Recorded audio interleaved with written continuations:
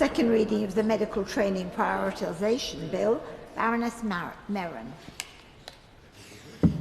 And my Lords, I beg to move that this bill be read a second time. It is essential that the changes that we hope make in this bill will resolve some of the existing workforce issues within our NHS. I can say at the outset this bill will not be a silver bullet, and I don't wish to present it as such. But the changes it does introduce for foundation and specialty training will lead to a more sustainable medical workforce that can meet better the health needs of our population. I'm most grateful to all those who've engaged with us, including the devolved governments, to ensure and to recognise the shared challenges that we face across the United Kingdom. My thanks also due to noble lords from all across the House for their constructive contributions, their time and their interest in meeting with me and with officials. And I'm also most grateful for the cross-party support which has been demonstrated both in the other place and in my discussions with the front benches in this House. There are also a number of organisations who have expressed their support. They include the BMA, the Academy of Medical Royal Colleges, the Royal College of Physicians and the Royal College of Surgeons in Edinburgh. My Lords, the NHS is beginning to show signs of recovery following a period of unprecedented strain. Nothing in the NHS functions without its workforce, and I'm grateful for the dedication and professionalism of our workforce. Supporting, valuing and planning for that workforce is absolutely fundamental, and I know is something that your Lordship's House take a great interest in, and rightly so. And because the NHS depends on its workforce, that is why we're developing a long-term approach to workforce planning aligned with the ambitions set out in the 10-year health plan published in July, which set out the intent of this bill. So that work will culminate in the publication of a 10-year workforce plan in the spring, setting out how we intend to ensure that the NHS has the right people in the right places with the right skills. And staff have been clear for some time they want change, not only in absolute numbers, but in also how they're trained, supported and treated at work. And we have heard from many who have been exceptionally frustrated by the current application process. My Lords, there are challenges within medical training that cannot be addressed without legislative change, and that's why we're taking action with this bill. And I'm absolutely delighted that my noble friends Lord Duval and my noble friend Lord Rowe have chosen to make their maiden speeches within this important debate, and I, like all noble lords, very much look forward to hearing from them. My Lords, one of the most pressing of these challenges, is the severe bottleneck in postgraduate medical training. For several years now, the number of applicants for foundation and specialty training places has grown far more rapidly than the number of available posts. In 2019, there were around 12,000 applicants for 9,000 specialty training places. In 2020, visa restrictions were lifted, and so we find ourselves this year that this has soared to nearly 40,000 applicants for 10,000 places, with significantly more overseas trained applicants than UK trained ones. This, noble lords will understand, has created intense competition, uncertainty and frustration for many at the start of their careers. And at the same time, our NHS has become increasingly reliant on international recruitment. This government, and I know noble lords do, deeply value the contribution made by doctors from all around the world, many of whom have played and continue to play a vital role in patient care, and nothing in this bill diminishes that contribution. However, it is neither sustainable nor ethically comfortable for the UK to depend so heavily on recruiting doctors from countries that themselves face serious workforce challenges, whilst a growing number of UK-trained doctors struggle to access training posts. Competition for medical staff has never been fiercer. The World Health Organization estimates a shortfall of 11 million health workers by 2030. Shoring up our own workforce will limit our exposure to such global pressures without depriving other countries of their homegrown talent, and this bill seeks to address that imbalance. So let me turn to the bill itself. The Medical Training Prioritisation Bill gives effect to the government's commitment to place UK-trained doctors and other defined priority groups at the front of the queue for medical training posts. It does so while continuing to allow internationally trained doctors to apply for and to contribute to the NHS. And let me emphasise, my lords, the bill is about prioritisation. It is not about excluding people, but it is unashamedly about prioritisation. For the UK Foundation Programme, my lords, the bill does require that places are allocated to UK medical graduates and those in priority groups before being offered to other eligible applicants. For specialty training, it introduces prioritisation initially at the offer stage for 2026 and from 2027 at both the shortlisting and offer stages. That will significantly reduce the level of competition which is being faced by UK-trained applicants, and it will provide greater certainty at a very critical point in their career. Internationally trained doctors with significant NHS experience will continue to be prioritised for specialty training, recognising the service that they have given. This year, immigration status will be used as a practical proxy for NHS experience in order to allow prioritisation to begin swiftly. For following years, my lords, we have taken powers to enable us to refine this approach in regulations in following years in consultation with key partners. I have been asked by noble lords what this means for those with refugee status. This status is not a standalone priority group, although refugees will be prioritised for specialty training in 2026 if they fall within another priority category, such as holding indefinite leave to remain or having completed the foundation programme. Refugees who do not fall within a prioritised group may still apply for specialty training posts, and the bill will not change their eligibility to apply for locally employed doctors' roles. My lords, I am seeking to address up front some of the concerns to some degree. I expect they will be raised, quite rightly, in the course of the debate. But one of those is concerns that I have heard about why British citizens who have graduated from medical schools outside of the UK will not be in the priority group, including some doctors who would only be eligible for provisional GMC registration. I do understand the reasons why this is being raised, and I have heard how some would prefer if all British citizens, in a blanket sense, would be prioritised. But the problem with that, if I could put this to noble lords, is that this would undermine the very intent of the legislation, which is to enable effective workforce planning and the development of our future medical workforce. So, if I can emphasise that the principle here is about creating a sustainable domestic workforce, it is not about where a student is born, it is about where they are trained. And the fact is, UK-trained doctors are more likely to work in the NHS for longer. In addition, the government sets UK medical school places based on future health system needs. Student intakes and graduate outputs of overseas medical schools are not included in our domestic workforce planning.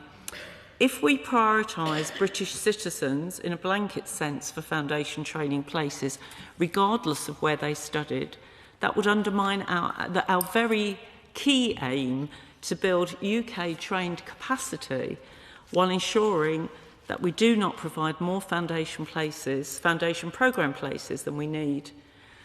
I would like to reiterate again that this bill is about prioritisation and not exclusion.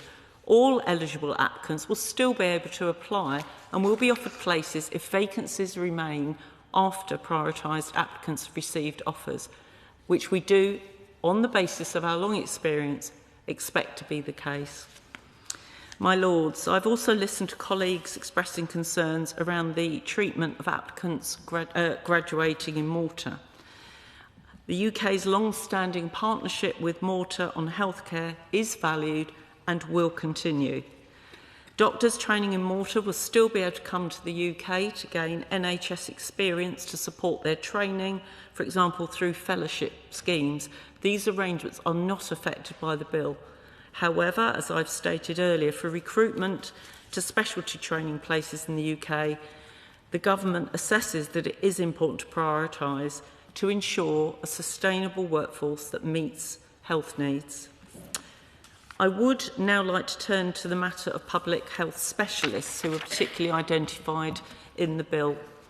Public health is a unique medical specialty that draws applicants from both medicine and other professional backgrounds that all undergo the same rigorous training. All public health specialists, regardless of professional background, complete the same rigorous medical speciality training programme and are subject to the same high professional standards. The bill does exclude from prioritisation any specialty programmes wholly in the field of public health, as it would undermine the multidisciplinary public health specialist workforce. The government will monitor the impact on the public health specialist training programme, which currently accepts very small numbers of international medical graduates. And I am aware that there are concerns relating to terms and conditions and mobility for some specialists. We have set out already the action that we will take to make the NHS a better and a great employer. However, a focus on the NHS alone will not support the whole health workforce, as many public health specialists work outside the NHS with differing employment arrangements. But, my Lords, we are, as I hope noble Lords are aware, committed to working with the BMA, employers and professional bodies to make public health careers more attractive. On timing, the bill does include provisions to allow prioritisation to apply to the current application cycle, with posts commencing this August. That does require royal assent, my Lords, by the 5th of March. It is therefore important to see timely passage for this bill to avoid disruption for trainees who need sufficient time to find somewhere to live, sort childcare and arrange any other aspects of their lives before their posts start, and for NHS trusts who are planning their frontline services. I do hear that the concerns of some noble Lords about the impact on those applying in the current application cycle, particularly where applicants report that they did not know how prioritisation might affect them. As I've said earlier, these concerns are very understandable and they have been carefully considered.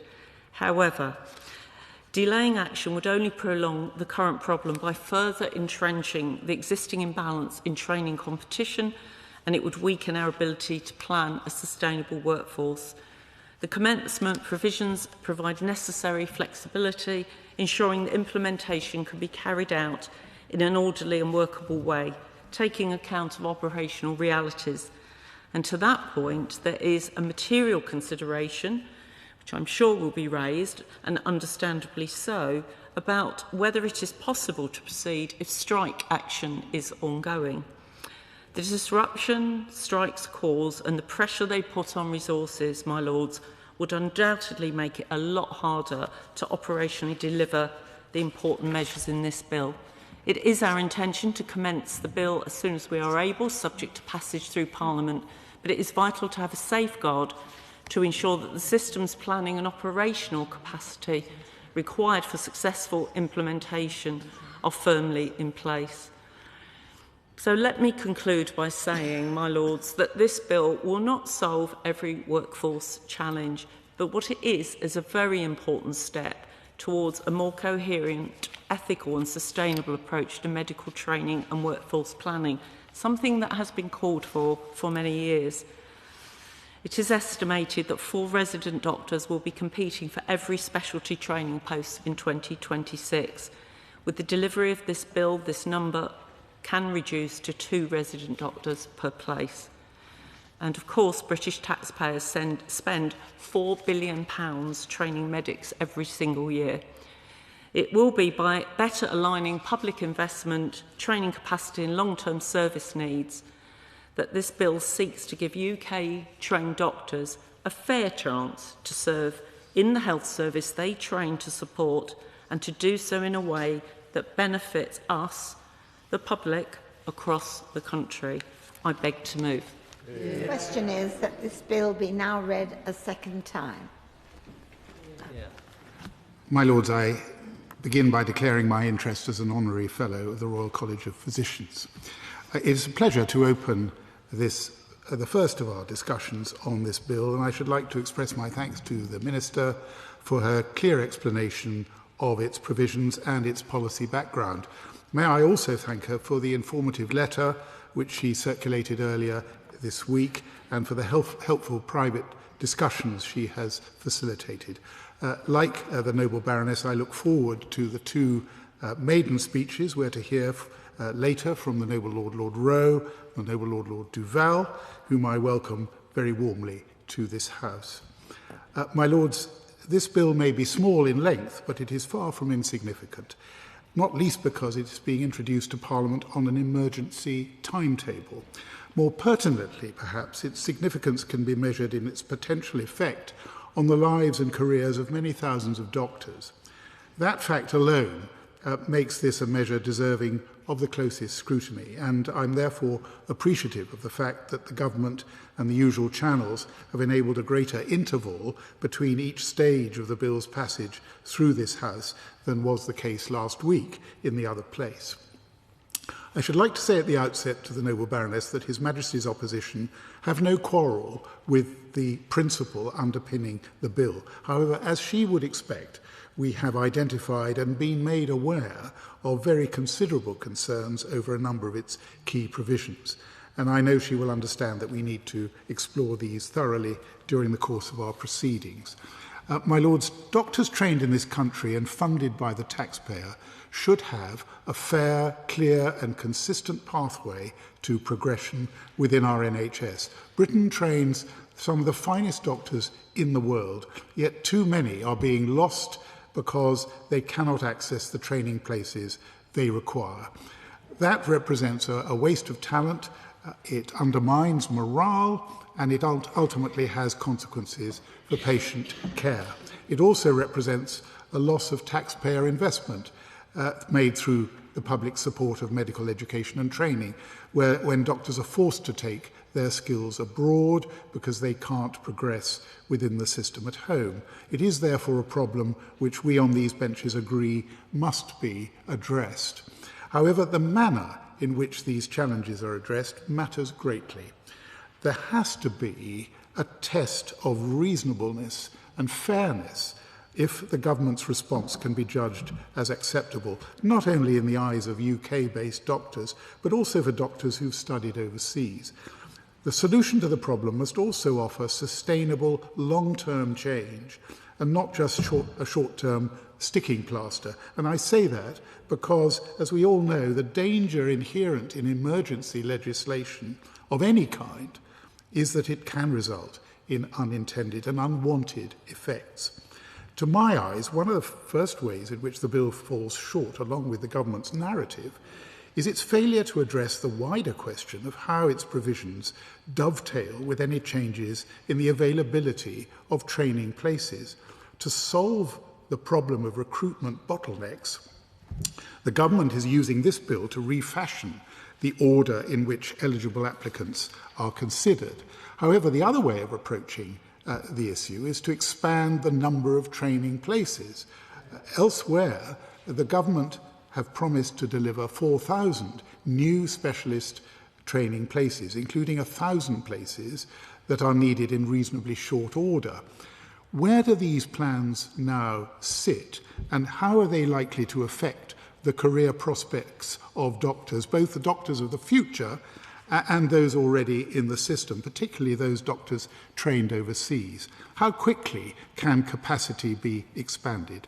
These were questions that the previous government tried to address head-on in the NHS Long-Term Workforce Plan, published in 2023, which was well received across the medical community.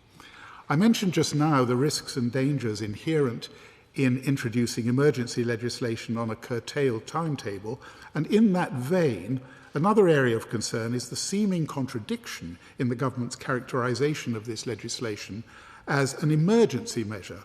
As we understand it, the government are proposing that the bill should come into force not on royal assent, but at a time of the Secretary of State's choosing. Why is that? If the bill before us were genuinely urgent, addressing, as it purports to do, the 2026 recruitment round, it's difficult to understand why it would not be commenced immediately following its approval by Parliament and the Sovereign.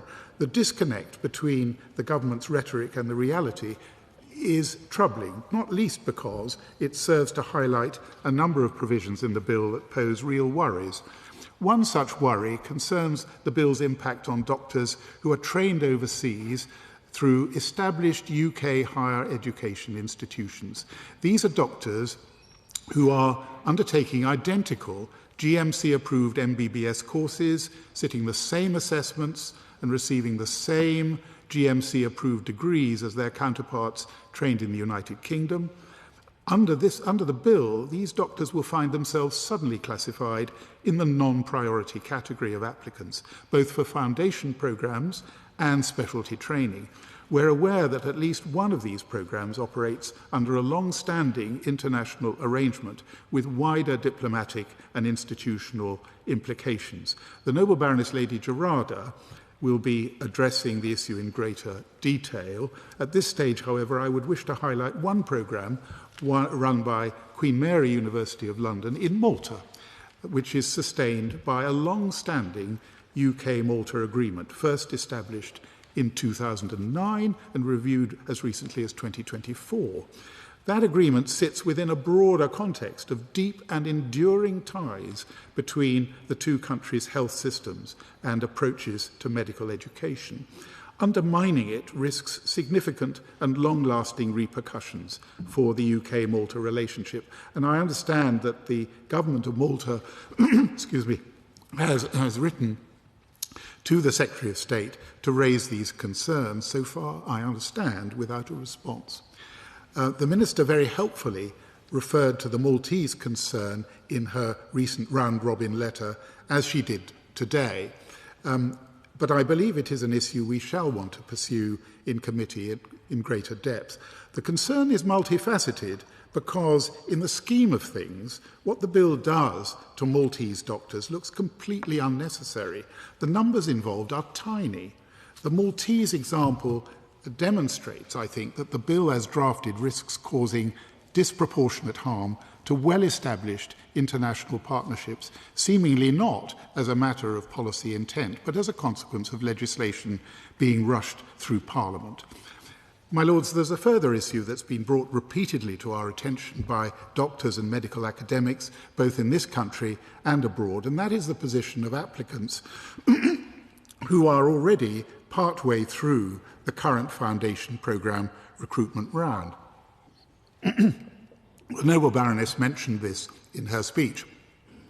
We have heard compelling evidence of a real risk of creating what has been described as a stranded cohort. That is, the cohort of doctors who entered a live national recruitment process in good faith, under published rules, fixed deadlines, only to face the risk of materially different outcomes because prioritisation is applied mid-cycle in a radically different way from before. My Lords, we need to be clear on the point that applicants at this stage have already committed significant time and cost to the process and are making concrete plans around registration, visas, relocation and employment. For foundation programme applicants in particular, there is often no straightforward alternative NHS route if an outcome is delayed or left indeterminate, given the constraints around provisional registration. From a system perspective, uncertainty of this kind also risks avoidable disruption to workforce planning, late withdrawals and rota instability.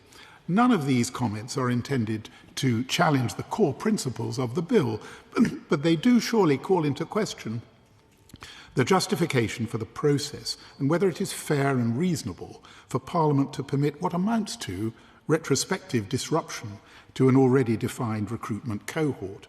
Can the Minister say whether the Government are willing to make use of the commencement and transitional powers in the bill to ensure that the changes being introduced operate only prospectively so as to give clarity and fairness for those already in the pipeline?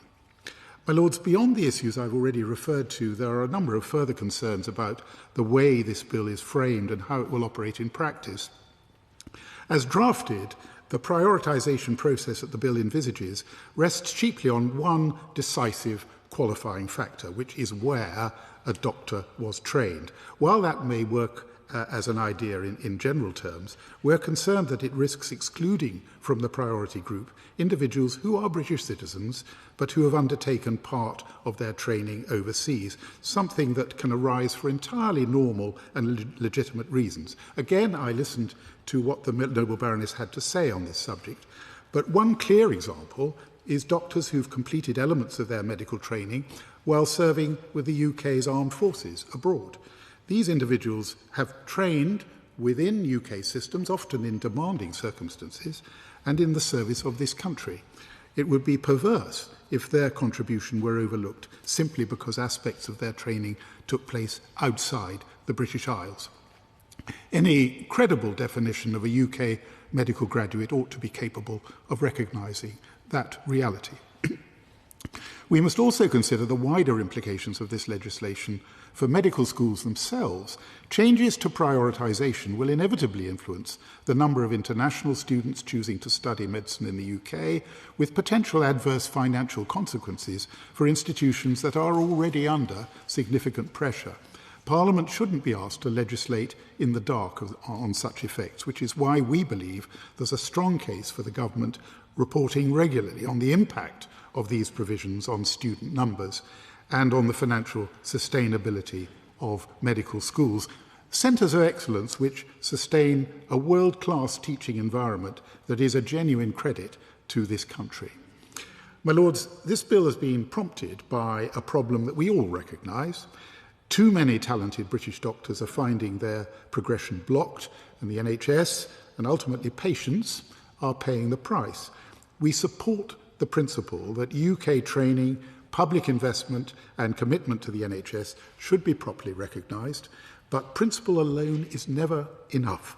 If this legislation is to succeed, and succeed fairly, it must be both precise and proportionate. Of course, it must address the core of the problem in a sufficiently far-reaching way. However, it must also recognise the realities of life for aspiring doctors who have submitted applications to enter UK training programmes, relied in good faith on explicit written assurances from the relevant authorities, committed what are often large sums of their own money on the back of those assurances, and who now find the rug pulled from under them. Legislation designed to remedy the current problem must also take full account of those elements of UK and foreign-based training systems which are, in practical terms, identical. And it must be robust enough to protect UK training pathways stemming from long-standing international partnerships that are already established firmly in our medical education system. Our relations with allies and Commonwealth members, such as Malta, really do matter. My Lords, we approach the next stages of the bill in a constructive spirit. Our aim is not to frustrate its passage, but to improve the bill as it is drafted, to ensure that it does what it is intended to do without unintended consequences. We want it to command confidence across the House as well as outside it, so that the future of medical training and indeed the future of the NHS is genuinely safeguarded and strengthened. Hear, hear, Deval. Well said. My Lords, can I thank the Minister too for her introduction and say that I also look forward to hearing from our two maiden speakers today and add to the Noble Earl's welcome to the House to them and say that it's a pleasure to follow the Noble Earl as well, and I agree with a great deal of what he's had to say today. My Lords, let me say from the outset that on these benches we support the underlying principles of this bill. The government's impact statement makes the case that UK graduates are significantly more likely to remain in the NHS long term than their international counterparts, and it's entirely reasonable that where the British taxpayer invests some £4 billion annually in medical education, there should be a secure pipeline for those graduates into our health service. However, while the intent is sound, the execution is marred by serious flaws. Fairness requires that those who've relied on long-standing government position are not disadvantaged by abrupt alterations. 6 months' notice is wholly inadequate for a decision with such a long lead-in time, and few could reasonably expect such a significant change to be implemented with so little warning. And I want to highlight two specific areas where the current bill creates profound inequity: the treatment of UK university campuses overseas, specifically Queen Mary University of London in Malta, and the flawed criteria used to assess significant NHS experience for our international colleagues. First, the anomaly regarding Queen Mary University of London and its campus in Malta. Until mid-last year, I was chair of Queen Mary University of London's Governing Council. My Lords, it's vital to understand that Queen Mary Malta is not a foreign institution or a private commercial venture. It's an integrated campus of a UK public university. Its students study the identical curriculum to their peers in London. They sit the same assessments, including the UK medical licensing assessment, and they're awarded the exact same GMC-approved primary medical qualification. In her letter to Noble Lords this week, and I do welcome her correspondence, the Minister argues that these graduates should not be prioritised because they may lack familiarity with local epidemiology and NHS systems. My Lords, with respect, this does not hold water. These students follow the exact same NHS-aligned curriculum as Queen Mary students in Whitechapel. Contrast this with Clause 4 of the bill. The government rightly prioritises graduates from Ireland, but it also prioritises graduates from Switzerland, Norway, Iceland and Liechtenstein. A graduate from Liechtenstein has no UK medical degree, has not sat the UK medical licensing assessment, and has no training in UK epidemiology. Yet under this bill, they will be prioritised over a Queen Mary student who holds a UK degree and has been specifically prepared for the NHS. This is a manifest absurdity. The Minister's letter also suggests that including these students would undermine workforce planning because numbers are uncontrolled. My Lords, this is incorrect. Queen Mary Malta student numbers are capped by the Maltese government at just 50 to 70 graduates a year, statistically negligible in a system of 11,000 places. To penalise them on such grounds is neither proportionate nor fair. Furthermore, the government's own impact assessment justifies this bill on the need to protect taxpayer investment. Yet Queen Mary Malta students are self-funded. This is not merely a matter of academic equivalence. These graduates provide the NHS with doctors trained to UK standards at no cost to the British taxpayer, representing a rare example of value without expenditure, precisely the kind of pipeline a fair system ought to support rather than disadvantage. By excluding them, the government is actually working against its own value for money logic. And, my Lords, we also risk breaking a solemn international commitment. The Minister's letter implies our agreement with Malta is limited to ad hoc training. This downplays the reality. Since 2009, the UK and Malta have operated under a unique mutual recognition agreement regarding the foundation programme itself, explicitly renewed by the Department of Health as recently as 2024. Malta is the only country in the world with this status. By unilaterally demoting these graduates, we're effectively tearing up a long-standing agreement with a Commonwealth partner, one that Malta's own Minister for Health describes as having served both countries for over 2 centuries. Other universities face similar predicaments, such as Newcastle University, which operates a similar campus in Malaysia. Their Vice-Chancellor has noted that their graduates too receive identical accreditation and transition seamlessly into the UK workforce. And then, my lords, there is the second critical flaw in the bill, how it attempts to identify significant NHS experience for the upcoming 2026 recruitment round. Under Clause 2, the government proposes using immigration status, specifically indefinite leave to remain, ILR, as a crude proxy for NHS experience. My lords, this reveals a fundamental misunderstanding of medical training timelines. ILR typically at the moment requires 5 years of residence, yet UK graduates enter specialty training after just 2 years of the foundation programme. So this creates a perverse experience gap. An international doctor who has served on our front lines for 3 or 4 years, who has passed Royal College exams, built a career portfolio and worked the same rotas as their UK colleagues, will be treated as if they have no experience at all, simply because they have not yet clocked up the 5 years required for ILR. And this effectively tells dedicated doctors that their 3 years of service counts for nothing. In her earlier letter, the Minister defends this blunt proxy by claiming it was not operationally feasible to assess all applications for actual NHS experience in time for the 2026 cycle. And as she did today, my lords, we've received compelling evidence to the contrary. Doctors currently using the recruitment platform, Oriel, inform us that the system already captures data on months of NHS experience. The data exists, the mechanism to do this fairly exists, and to persist with the ILR requirement is to prioritise administrative convenience over the reality of clinical contribution.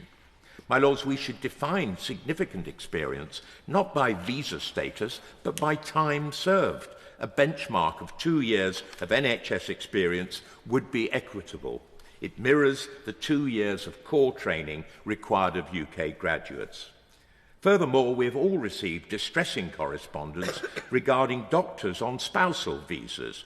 These are permanent residents married to British citizens with an unrestricted right to work. Yet under this bill, they're placed in the lowest priority tier. We risk driving away not just these doctors, but their British spouses who work in our public sector as families are forced to emigrate to find work. My lords, there is a deep anxiety in particular regarding the mid-cycle implementation of these rules. And we've received correspondence from doctors who've spent years building career portfolios and investing substantial resources based on published criteria, only to find the rules changing while the recruitment process is active. This creates procedural unfairness and huge instability for their families. And if our guiding principle is, as it must be, fairness, then it cannot be right to introduce such consequential changes mid-cycle when candidates have already ordered their lives and careers around criteria that have stood in place for many years.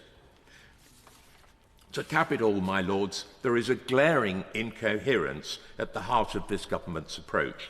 Just days ago, the Education Secretary, Bridget Phillipson, announced a new strategy to grow our education exports to £40 billion a year by 2030. She explicitly encouraged our universities to expand transnational education and open campuses overseas. Yet in this bill, the Department of Health is actively undermining that very strategy. We cannot have the Department for Education urging universities to go global to boost the economy, while the Department of Health simultaneously pulls up the drawbridge on the very students who enrol in them. It's a fundamental contradiction. My Lords, for Queen Mary Malta, the solution is simple. A minor amendment to Clause 4 to recognise their UK degree or to include Malta in the priority list, honouring our 29 agreement. For the broader issues affecting international medical graduates, we must abandon the blunt instrument of ILR and utilise the data we already have to recognise 2 years of service as the true mark of commitment. My Lords, let's not mar a necessary piece of legislation by failing to correct these obvious injustices. I must declare my recent observer role with the Medical School Council and as a Pro-Chancellor at Cardiff University, which of course has a medical school. This bill aims to address a problem which has been brewing for years. But some medical graduates will unintentionally suffer, and we must consider them. Specific groups have already been stated by noble lords who've spoken before me, particularly the noble Earl Howe and the noble Lord Clement Jones, but I think they warrant reiterating. Medical graduates from established overseas branch campuses of UK universities, that isn't only Malta, and Newcastle's already been spoken of, and there are others, and UK citizens studying medicine in the EU in good faith, intending to always work in the NHS, and international graduates unable to receive specialist training in their own country who come here before returning to develop key specialist services in their home country, and those who relied on the published recruitment framework in good faith for years and made irreversible decisions, relocating families, investing time and money, filling rota wraps and sustaining the NHS services through COVID, never expecting specialty training to be rewritten while applications were already in progress. Would a separate tier, after the current priorities but ahead of those with no UK connection, provide a solution?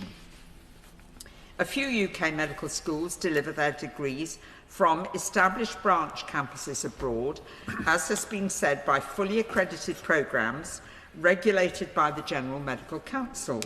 They follow the UK curriculum, taught and assessed in English, to identical academic and clinical standards. These students graduate with a UK medical degree and will have passed the UK medical licensing assessment. They often apply to work in the NHS and transition smoothly into clinical practice, benefiting the NHS. These graduates have applied for UK training posts under one set of rules, but face different rules with limited options. Shouldn't these UK medical graduates be prioritised over graduates from non-UK universities across the world? There is a wider significance, as already alluded to. The government's international education strategy states the importance of universities seeking global opportunities, such as developing branch campuses. To avoid opening the floodgates, does the government envisage capping UK healthcare degrees delivered offshore? This year, there were over 25,500 UK applicants for just over 10,000 UK medical school places. Selection at 18 years old is difficult. Each year, having invested in years of their schooling, we reject highly capable home applicants who would be excellent doctors. Many of them choose to study abroad, determined to return to work to the NHS. Should they be required to pass the UK MLA, medical licensing assessment, so those UK citizens studying in the EU after school are not left stranded? For postgraduate trainees who applied through the previous recruitment framework, currently working in the NHS with several years' experience, would recognising service from COVID onwards be considered in the eligibility in the current round? And where is the expansion of specialty training posts and academic posts for some of these graduates. Finally, all UK health expertise benefits international development. Many countries lack their own training expertise, and historically the UK has trained specialists to go back to develop services in their home countries. This altruism improves global health and creates opportunities for the NHS, universities, pharmaceutical and tech companies to gain international contracts. Without routes for overseas doctors to train here, our international partners will look elsewhere. The bill apparently aims to secure a reliable supply of doctors for the future, ensuring those with a UK medical link are more likely to progress to consultant roles and continue their careers in the NHS. Will international medical student places here be further limited? Otherwise, the bill could mean that UK students forced to train overseas through limited home student places would not be prioritised, whereas international medical students at UK medical schools here would be. In passing this bill with speed, we must avoid penalising our own graduates or jeopardising international partnerships, appear hostile to international excellence or unreliable by suddenly changing the rules. Will the Minister consider widening the priority group or adding other tiers to recognise the importance of medical graduates?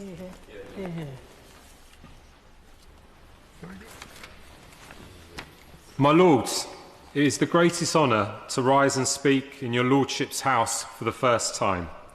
I must thank my fellow Lords from right across the House for the warmth of their welcome, extended not just to me, but also to my family on my introduction. I must equally thank all the staff, from Blackrod and the Clerk of Parliaments to the doorkeepers, policing, security staff, and perhaps most importantly, having spent the past 2 weeks eating, the caterers.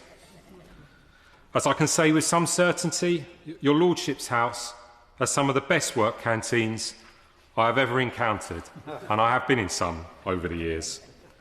And without wanting to labour this, pardon the pun, the ham, egg and chips in the Millbank basement is of particular note to a connoisseur of such matters. To every single one of you, your professionalism and your patient good humour to a new member of this House is a credit to the extraordinary place that you both protect and sustain. I would also like to thank my sponsors, my noble friends, Lord Kennedy of Southwark and Lady Twycross, who alongside Lady Smith of Basildon have offered such encouragement and support as they have guided me in the process to join your Lordship's House. In particular, and I'm looking at her now, I need to thank Lady Twycross, who was my Deputy Mayor when I was first appointed as London Fire Commissioner. She really does deserve particular thanks, as Fiona is probably asking herself once again why she is having to keep me on the straight and narrow in a new job. It's also a particular pleasure looking down at my old friend Lord Deval, who also served London for so many years and was such a great supporter of the London Fire Brigade, my chosen profession, to be speaking the same evening as him. It really does give me great pleasure. I am very much a son of South London, and my journey here has been shaped by that, along with a lifetime in uniformed service, first in the British Army, coming from a long line of soldiers on my father's side, and then in the London Fire Brigade, where I served at every rank from firefighter to commissioner. I believe I am the first firefighter to ever sit in your Lordship's House in its history. Serving for half my life in and eventually commanding the brigade, one of the world's largest and busiest emergency services, and one of this country's last great remaining working class institutions, was the most enormous privilege. It gave me an education in life and the membership of a club that you can't pay to be part of. I hope I can therefore give firefighters and their families some voice in my contributions here. I would also like to speak to the role that boxing has had in my life. First as a competitive fighter for many, many years, then as a coach, still now as a club chair, and unbelievably to me, as that young kid walking into a boxing club in South London all those years ago, sitting on the national board that supports our Great British Olympic team. The support and the safe space that boxing clubs provide to young people, particularly in some of the poorest places in this country, cannot be underestimated. Boxing gave me a confidence, fitness, discipline, purpose, a structure. And at a time when the politics of division seemed to be painting a picture of Britain and characterising Englishness in particular in a way that, as a proud Englishman, I simply don't recognise, boxing clubs are still very much beacons of openness, tolerance and unity. I have fought and trained in clubs and halls the length and breadth of these islands, and I can say that without exception, my experience is that in boxing, your faith, your race, your background, your nationality, it's irrelevant, as what is shared in a boxing club is the common respect for anyone who has had the courage to take that first step into the squared circle and face their own fears. In that sense, I think that the sport and its spaces both epitomise and set the standard for true British values. In respect to today's debate, addressing the quality and the accessibility of the training we give our doctors, I believe my experiences bear some relevance.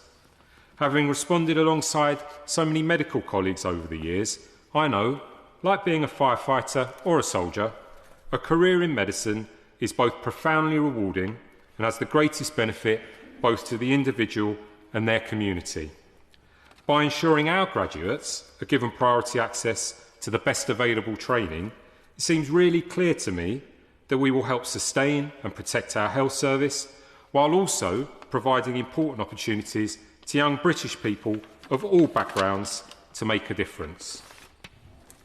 Finally, and perhaps most personally to me, in that working life, both as a soldier and as a firefighter, I have been repeatedly and directly involved in the tragedies that befall ordinary people, when politics, institutions and systems simply fail to protect them, very often with catastrophic loss of life. I've been a witness in those moments, standing on streets from Portadown to inner London, to the unbelievable heroism of my fellow soldiers and firefighters in their actions. In responding to those failures, some of them made the ultimate sacrifice, whether then or in later years.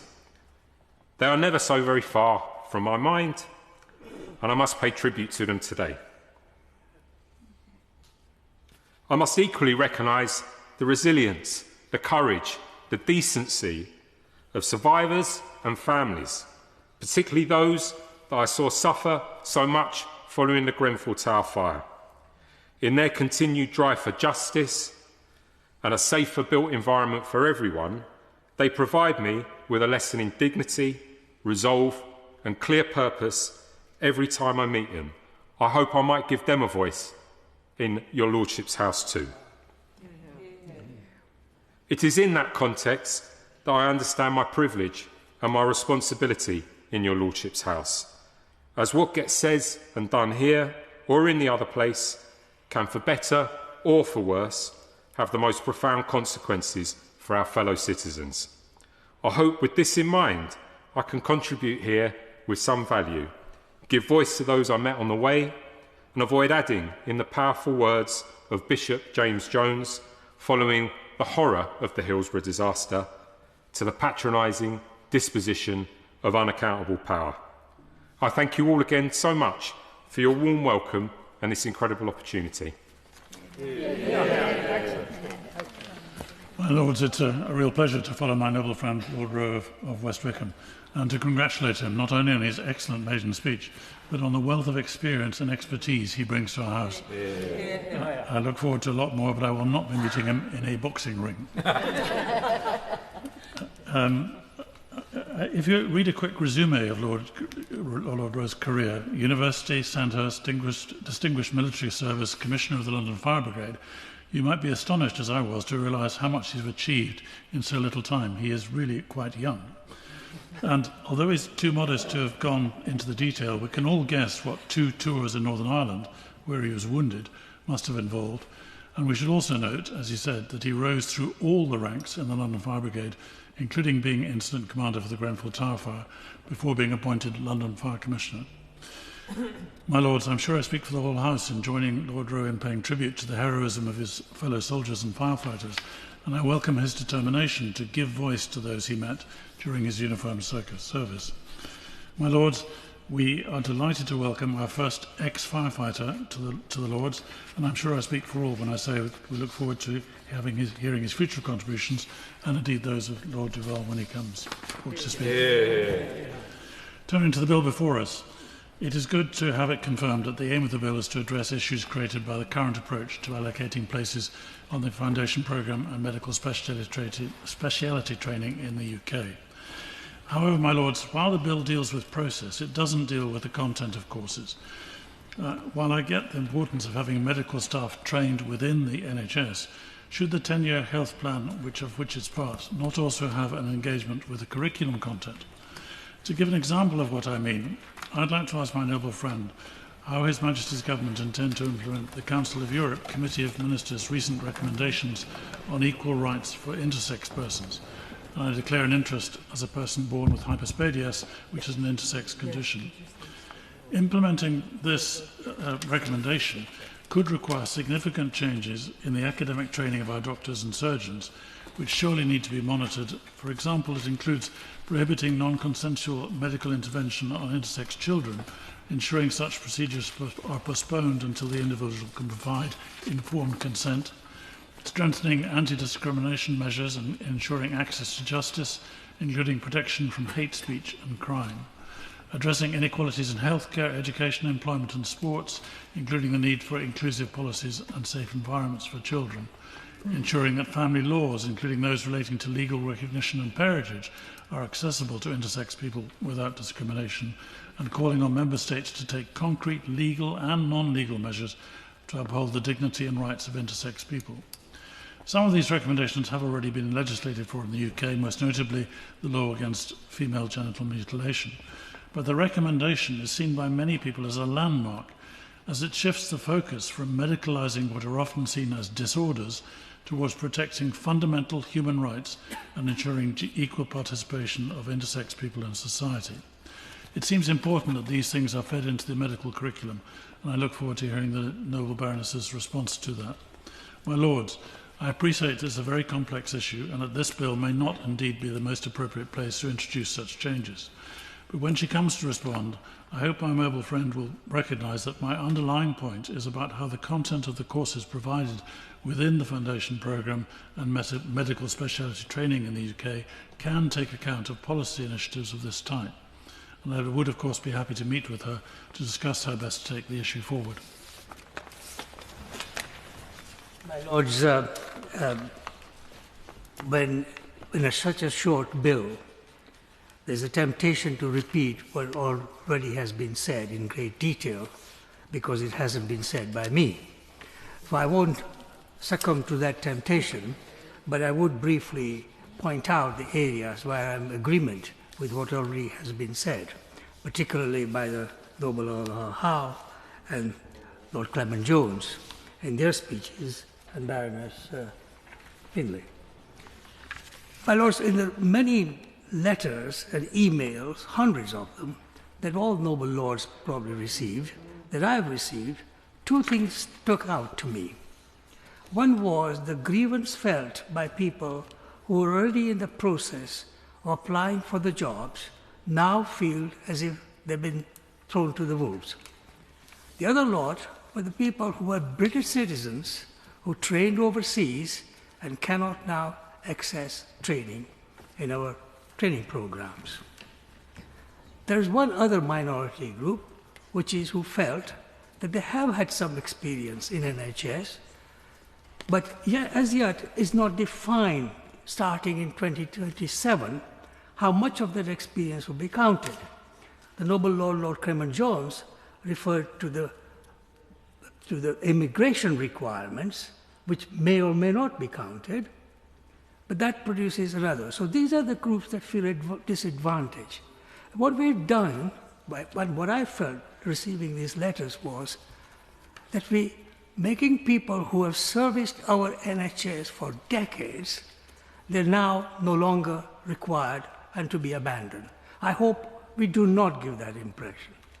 Having said that, I do recognize that in principle, the idea that UK medical graduates should be prioritized for jobs in our NHS is correct, because it's not right that they cannot get the jobs they apply for, particularly in foundation and in specialist training. So for foundation, in the clause 1, I'm concerned that British citizens who may have trained in GMC-approved institutions and have the same kind of curriculum as Lord Clement-Jones described cannot be considered for that. I already made the point about specialist training program and those who have already gone through the process of applying in good faith. 27 onwards, we do not as yet know what the experience that will be counted. So I hope the noble Baroness, the Minister, could comment on that. On clause 4 about UK medical graduate, it says, UK medical graduate means a person who holds a primary United Kingdom qualification. It does not say a UK citizen qualified. So does that mean an overseas student attending medical courses in our university and therefore is a graduate of our university does or does not qualify? I might be wrong in my interpretation. But does not include a person, a majority of their training for that qualification outside the British Islands. Now, some of our universities do run joint courses. I am a professor emeritus of University of Dundee, who, for instance, runs one courses where Malaysian students, that they do part of their training in Malaysia and finish their clinical training in UK, Dundee. It says here the majority of the training, but in a 5-year course, if the overseas student does 3 years in a UK university, does that count as majority of the training in the United Kingdom?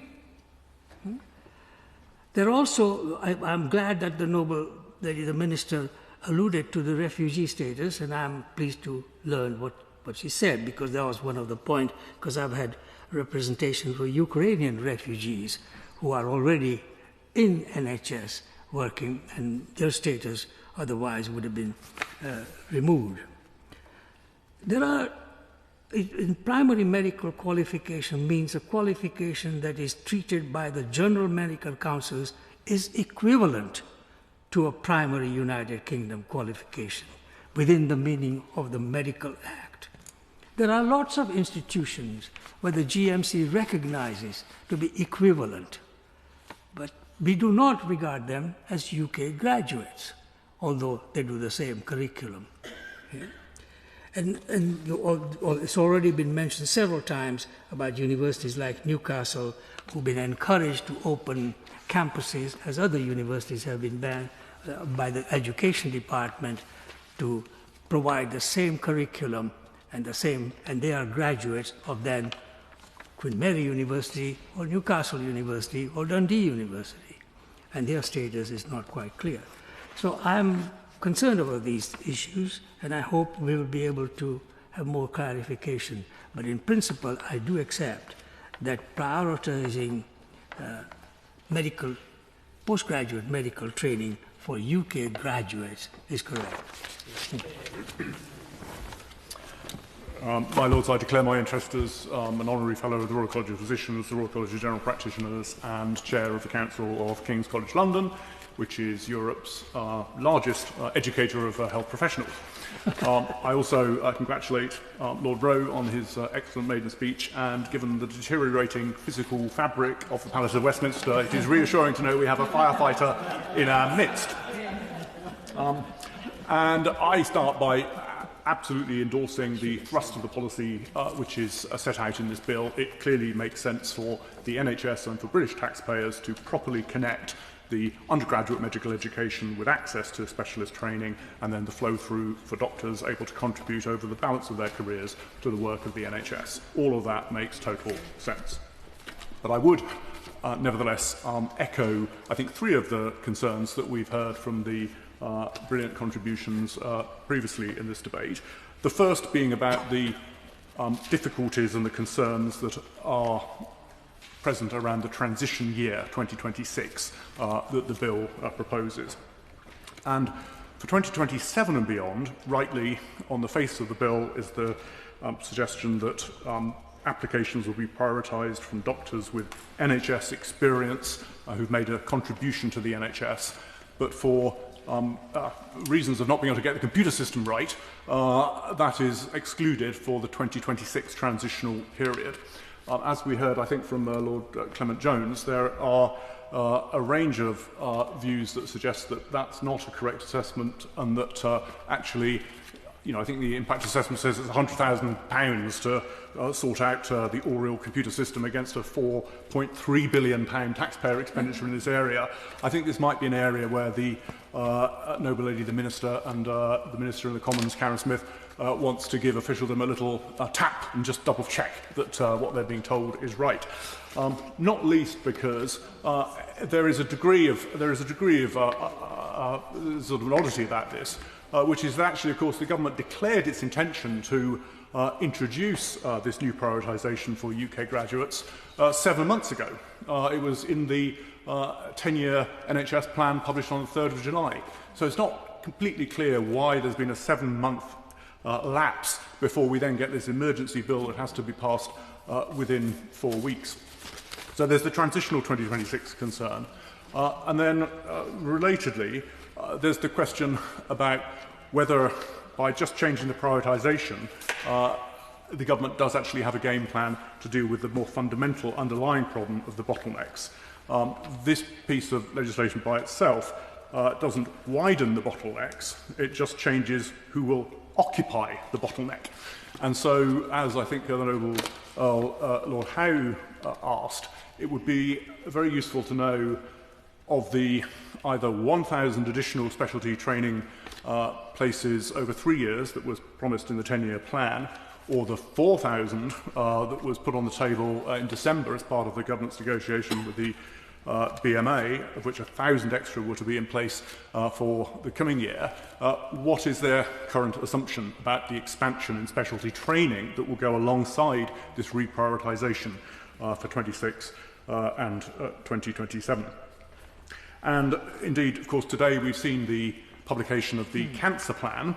The cancer plan, quite rightly, says that the government will work with the Royal Colleges to encourage resident doctors and internal medicine trainees to specialise in clinical and medical oncology, where there are significant shortages, and will prioritise training places in trusts where the vacancy rates are higher and performance is lower. Can the Noble Lady the Minister tell us whether they will give effect to that commitment in the cancer plan with the 2026 and 2027 increases in specialty training places, which are clearly required? And then just to circle back to a point that she made, and indeed I think the Health and Social Care Secretary made on the 27th of January in the Commons second reading, the government's estimate appears to be that even with this tighter or reshaped prioritisation, there will still be a ratio of 2 applicants to every place for specialty training. Just stand back a moment. That means we're going to be turning half of the doctors away who would be able to fill one of those places. Are the government absolutely sure that they're going pedal to the metal on the expansion in specialty training so as to reduce that oversubscription rate? And how does that connect with the upcoming rebadged or refreshed long-term workforce plan, given that the undergraduate doctors who start their training this year will be in practice coming out to deliver clinical care as consultants from 2040, and we'll be training their successors up to 2070. So we really do need a long-term plan here rather than the constant chopping and changing that sadly we've seen. And then just very finally to say I completely endorse the comments made about Malta. Look, there are three collective institutions that have been awarded the George Cross. Malta and the NHS are two of them. We should sustain those relationships. And the idea that we have less in common with the Maltese than with the good people of Liechtenstein, when having just had a quick look, I think Liechtenstein has one 35-bedded hospital and a per capita GDP of more than 3 times that of the UK. I think that argument is to miss the point. We've got to see the wood for the trees. The Department of Health and Social Care needs to kind of raise its gaze and value these historic relationships that are so important for us going forward too. So I start by welcoming the Noble Lord Rowe to the House. I'm sure that his experience in many ways will be informative, including now chairing the Building Safety Regulator, which his insight, I'm sure, will be very valuable to the R&R Committee in a variety of ways. But at some point, I would love to have a conversation with him about his experience, including not having retained firefighters in London and what we could do more in thinking of responses to try and get every firefighter across this country potentially to become a first responder. Again, making sure that the blue light services work together. But turning to this bill, there's a number of issues in it, I think. And it's, by and large, I support the principle. But in terms of prioritisation, my sense is it doesn't really actually prioritise. Certainly not within the making sure that UK students get the priority ahead of other people in the different priority groups. Now, the discussion's been had about Switzerland, Liechtenstein, Iceland. I assume there's some international historic treaty. It's clear that by the way that the government has put this legislation forward that there is no such agreement or treaty when it comes to the situation in Malta. And I have to say I'm more sympathetic to the government on this particular issue than perhaps some other people on these benches. But one of the things that just early on, it may seem unimportant, but it was rushed through in a day in the Commons by the Right Honourable Wes Streeting. And normally that sort of legislation is genuinely for emergencies, very specific situations. So it does beg a belief that the government does seem to be using this as a leverage with the BMA when it comes to strikes. And indeed, the Secretary of State mentioned this when it was asked if this is so urgent and it will please the people, I'm sure, students and who are members of the BMA. He stated it's important the bill is workable. A number of factors may well interrupt our ability. One of those factors is the ongoing risk of industrial action. Well, I'm not sure that's a valid reason for this bill not to be commenced immediately. And it would certainly reduce the uncertainty for some of the other situations, including the 2026 application. One of the things I just wanted to check my understanding, I think it would be very helpful, and I'd be grateful to the Minister, in the impact assessment, the impact statement here. I think I'm not suggesting in any way that the Department is cooking the books, but it's certainly providing analysis which isn't actually helping us to get into some of the core detail. And I'd be grateful if she could consider releasing more raw data as opposed to, and the reason I ask that is that we lump all our international medical graduates into one category in this analysis, and actually this bill is asking us to have more categories of consideration of how IMGs are allocated in this bill. The Noble Lord Patel was accurate in his understanding.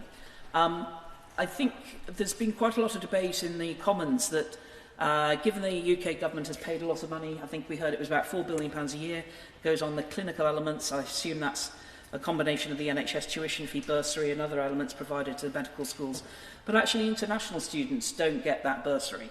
So at the moment, it seems that by paying the £40,000 to £50,000 a year, by being trained in a UK degree in a UK university, UK medical school, that international students could well get priority.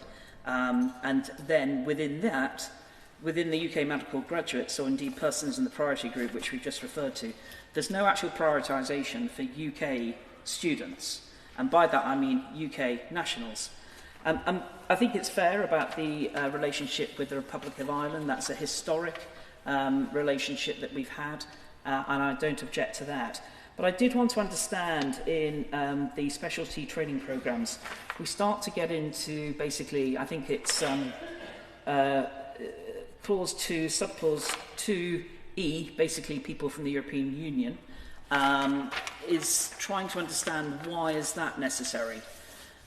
Because we just keep coming back to the fact that none of this is really prioritising UK students in UK medical schools. So I'd be grateful if the Minister would set out within this how they intend to prioritise between all the different categories. Or should we, I won't say assume, or is it the intention that the prioritisation will actually start with A, then B, then C, then D? So that would be useful to understand that, because at the moment this bill would allow people in D, people set out in regulations, to actually get priority potentially ahead of UK medical graduates. So that it's unclear how this might work.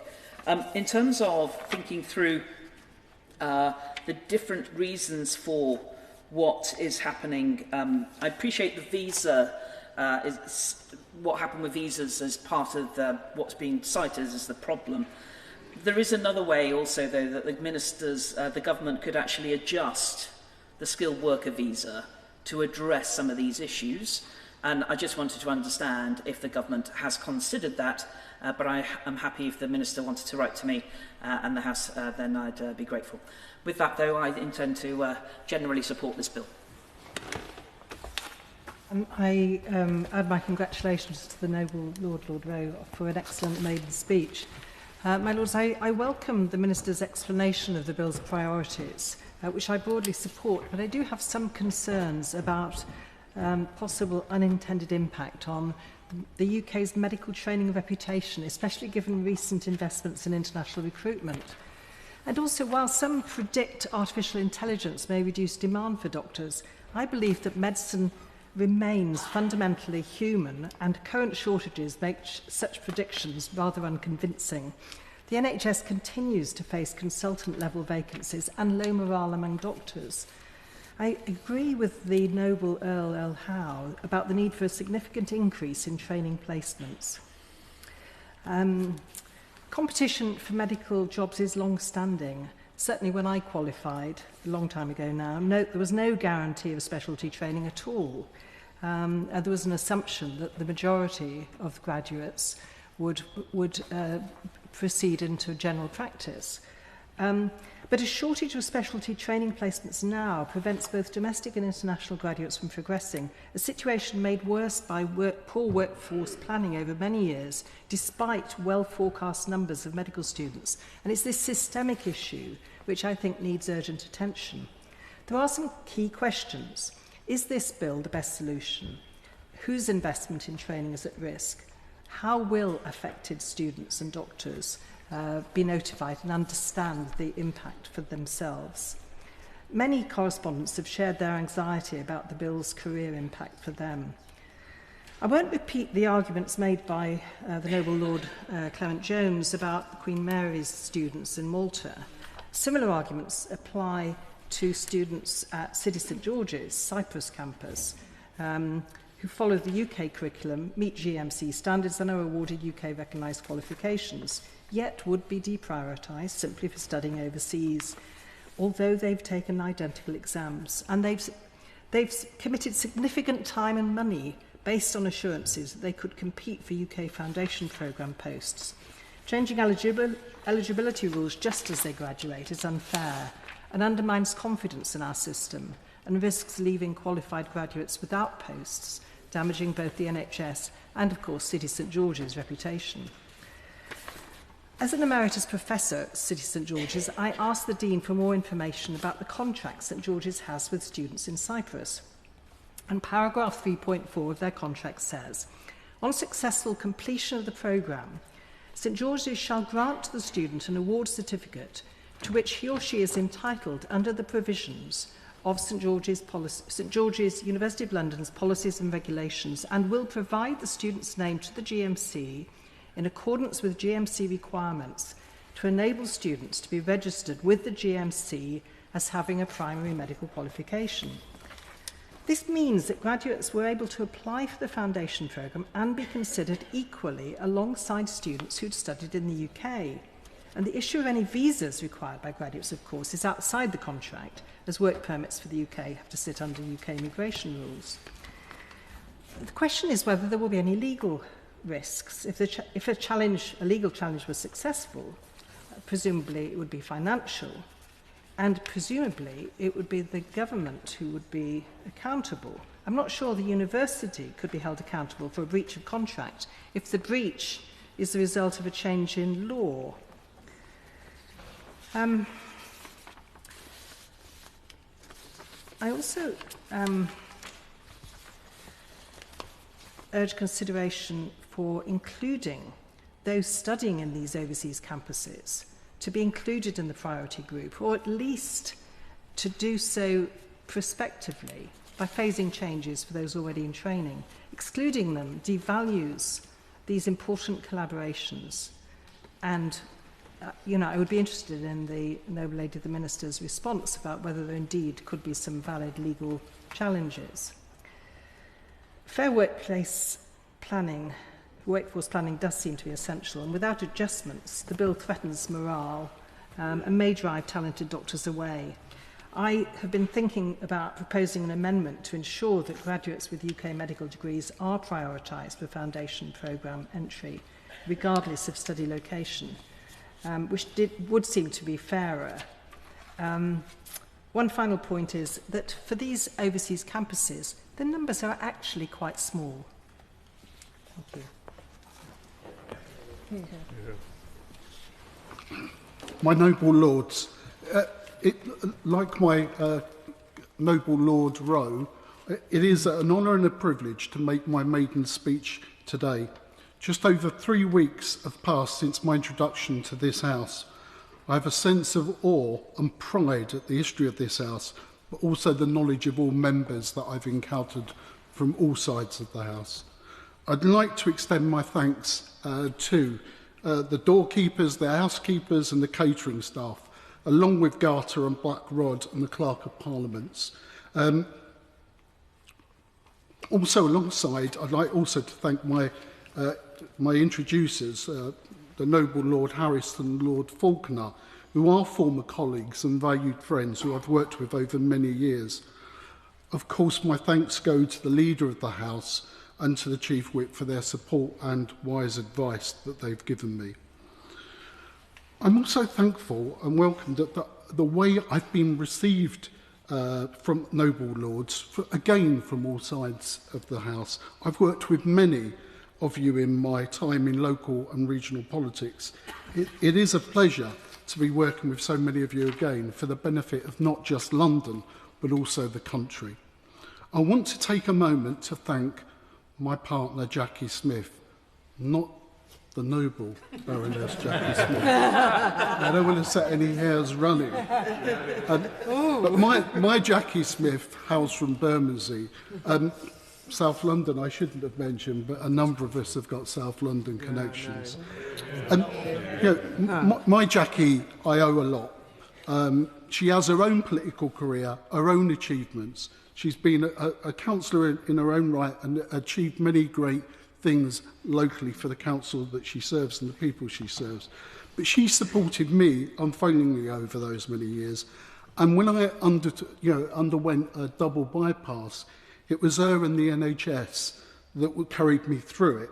And quite honestly, I wouldn't be here today. There were difficulties without her.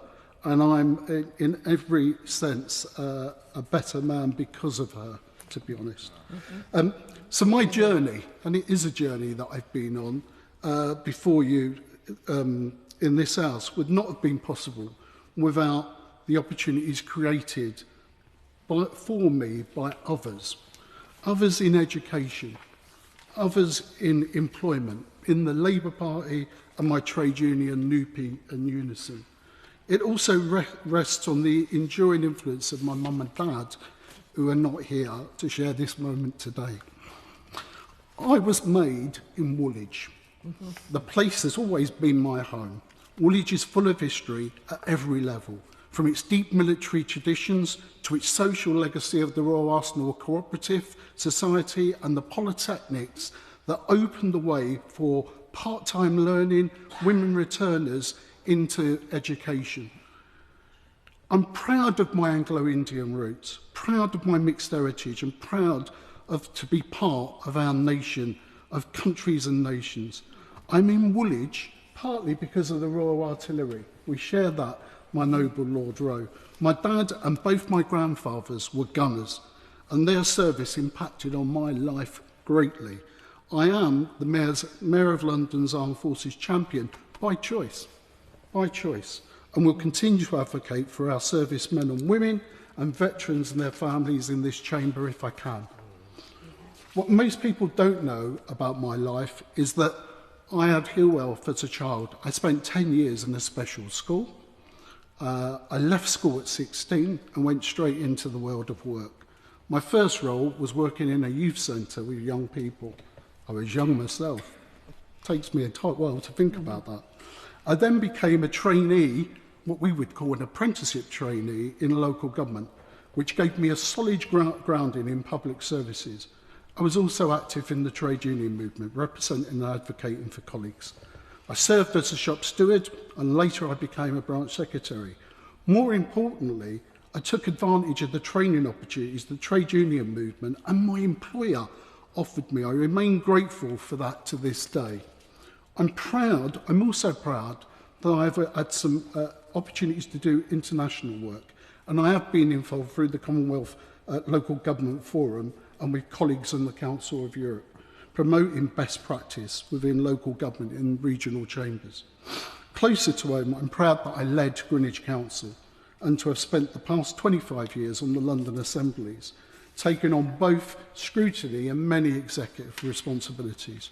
It's a real privilege to be in public life and serve people, and it's a privilege I never take lightly.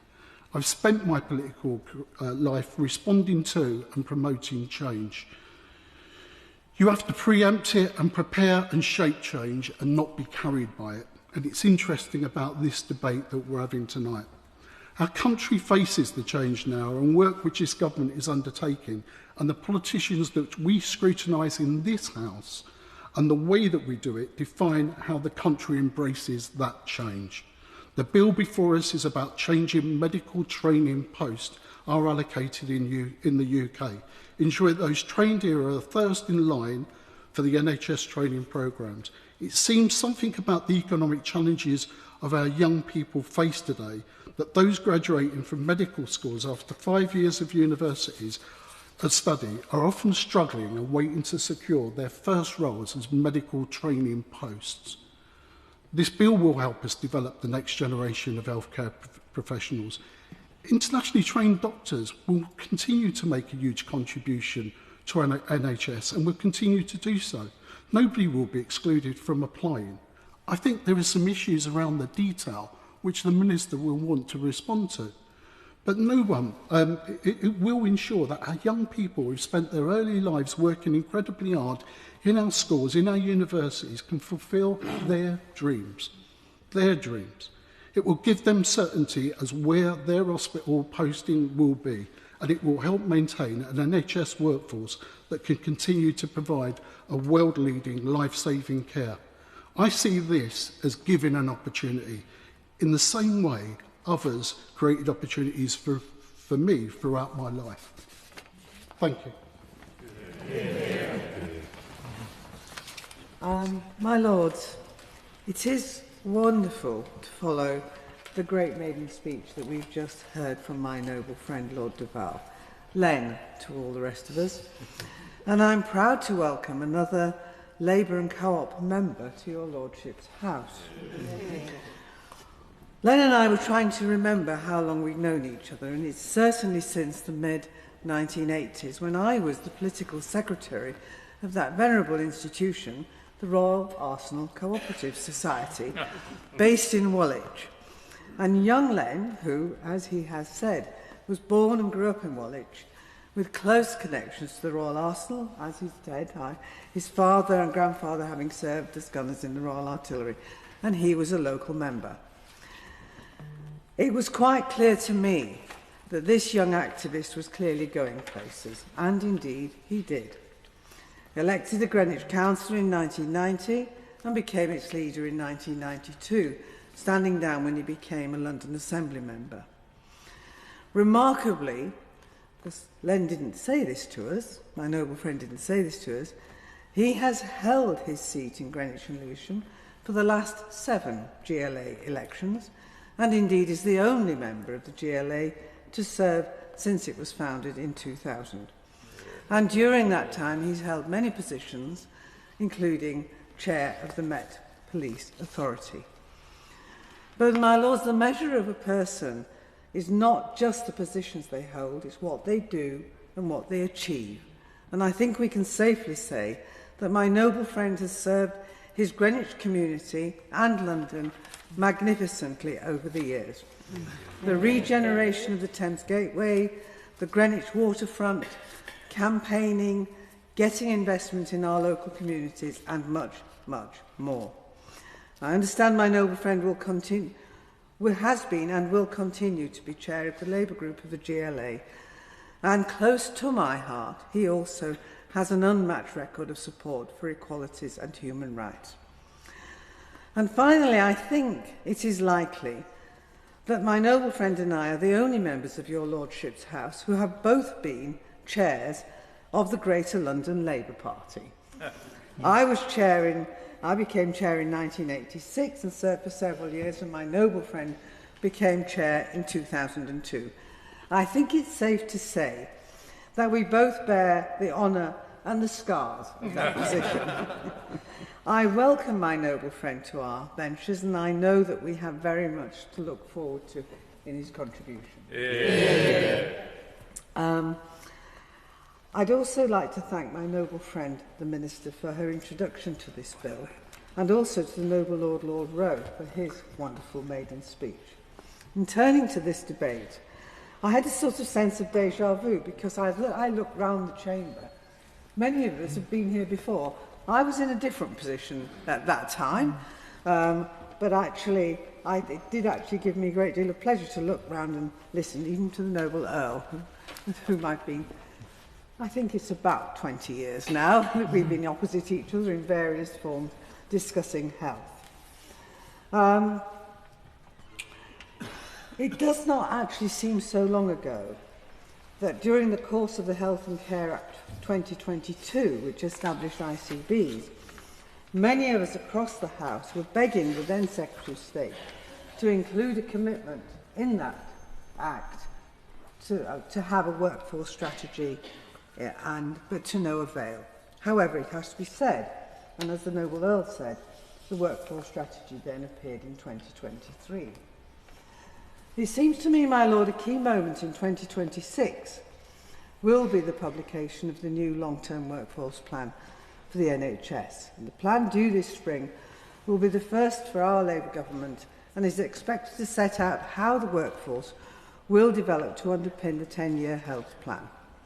It, of course, has been built on earlier workforce strategy work and will set out how staffing needs can be matched to the future model of care. And as my noble friend the Minister said in her very opening remarks, delivering that plan depends on our staffing. Improving NHS staff recruitment, therefore, and retention will be central to delivering this plan. So I think that this small and important bill should be seen in that wider context, and it addresses the immediate problem, and it offers an immediate solution with its main functions as we have had outlined to us, from medical foundation training, the prioritisation of graduates from UK medical schools, for medical speciality training posts starting in 2026, the prioritisation that offer stage of graduates for UK medical schools in the Republic of Ireland, for medical speciality training posts starting in 2027 onwards, the prioritisation at interview, and the offer of graduates for UK medical schools. My Lords, I am aware that many of us, and like many other noble lords, have received letters about this, particularly from students who feel, I think, aggrieved, sometimes certainly concerned, particularly students from Malta, and I know that the noble Lady Baroness Gerarda will be addressing that concern, as others have. But I think there are the three things that have been identified and I think which were outlined by the Noble Lord, Lord Patel, and indeed other Noble Lords, are that, and I think these are the things that we will need to address to solve in this bill, are whether or not we are ensuring fairness as the bill progresses, whether or not, and this is what I have two nephews who have qualified in recent years actually, one in Liverpool, one in London, and I recall from both of them the uncertainty they faced about where they might end up. So it seems to me that if we are increasing the number of places available, we have to ensure it's done in a way that addresses regional issues and regional needs. So I would like to ask my noble friend that is one of the things that will be taken account of as this progresses. But I think this bill is welcome, and I welcome the rapidity with which we have responded to this issue. I think that we can be sure that the House will resolve the issues that face us, that we will be able to deal with the issues of fairness and of our overseas graduates and all of those that have been outlined, because it seems to me that there is goodwill to take this bill through the House, and that I think means that it will fare well. Thank you. I'd like to also congratulate Lord Rowe and Lord Deval on entry into this House. It is, as a newbie myself, having only been here about 6 weeks, it is an enormous privilege. It's also incredible hard work. So, my Lords, I want to begin by acknowledging that the principle at the heart of this bill is the right one. UK-trained medical graduates should properly be prioritised for that foundation programme and subsequent specialist training.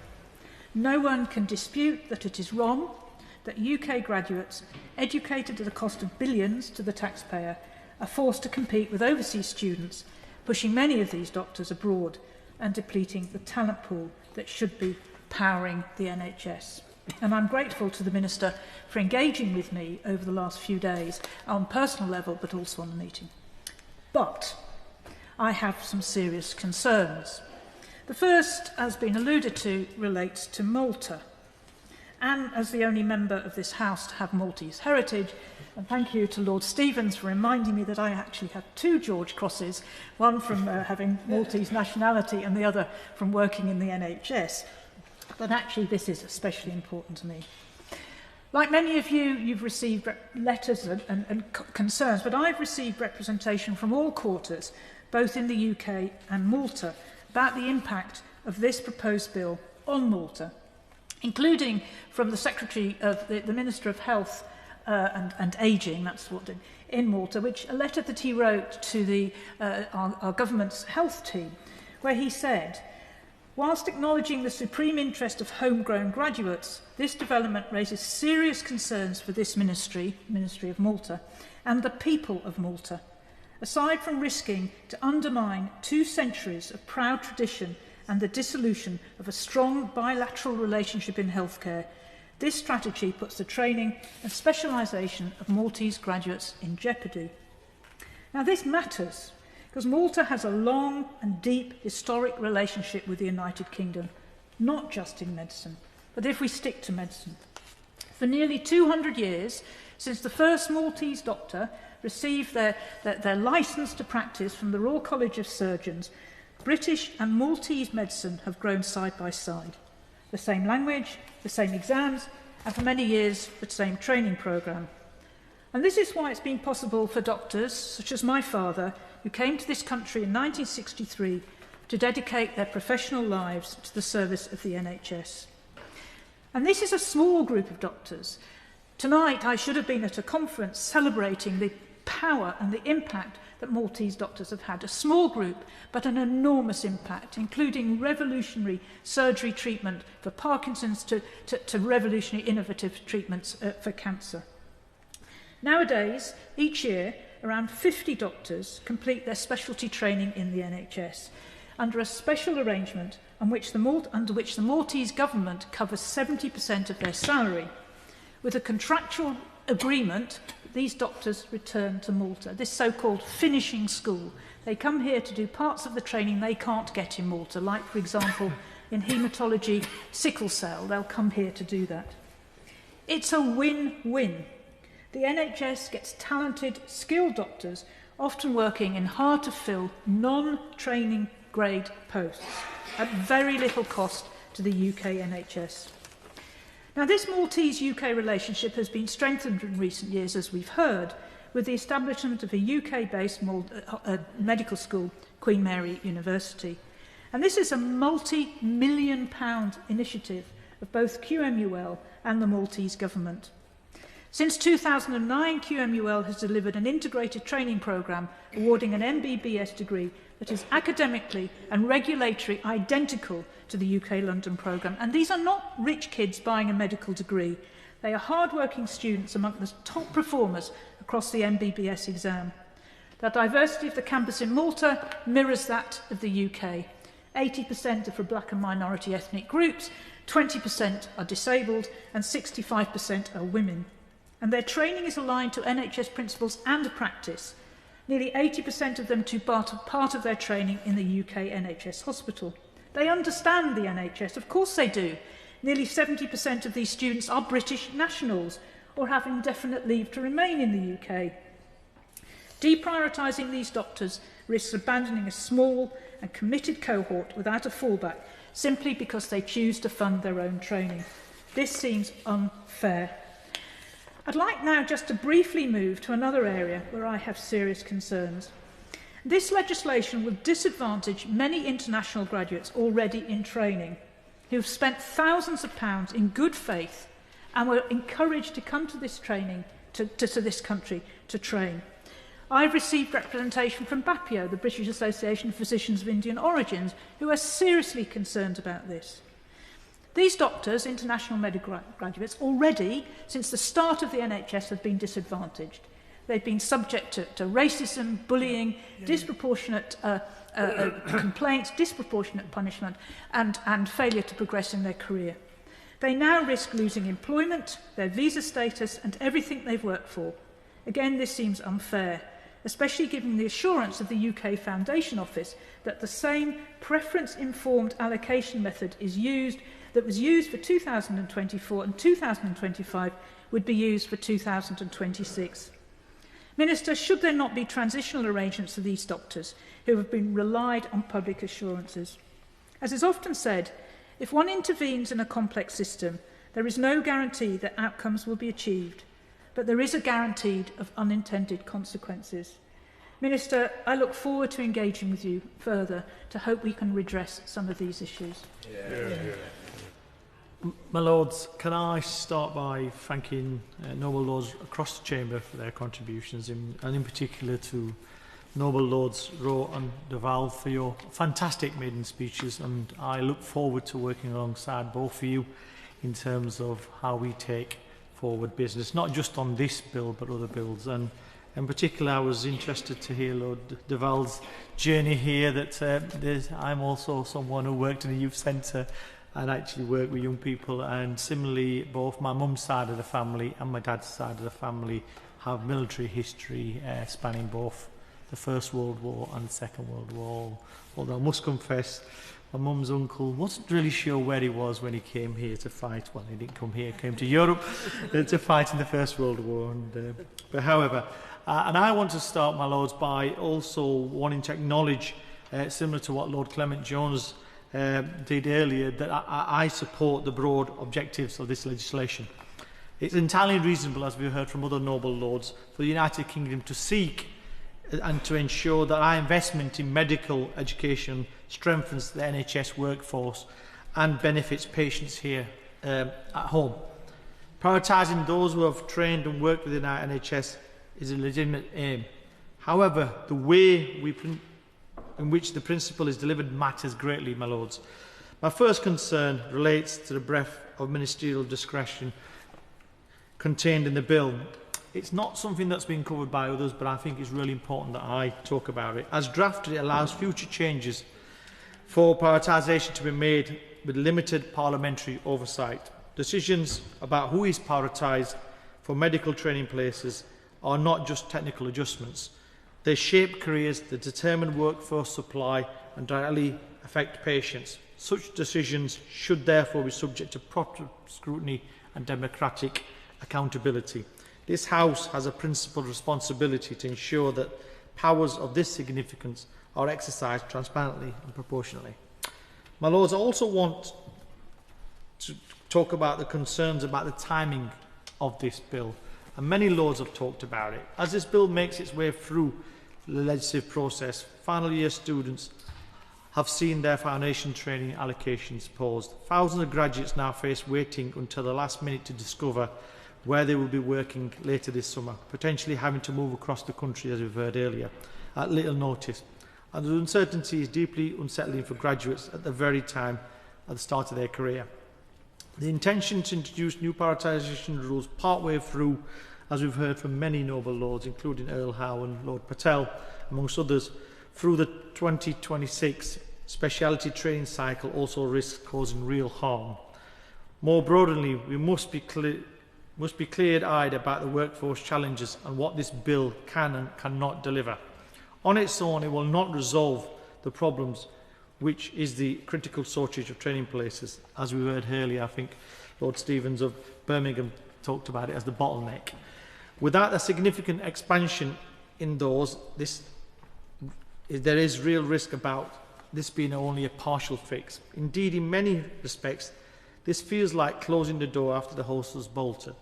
In recent years, the number of domestic undergraduate medical school places has expanded, while at the same time the GMC has registered large number of overseas graduates.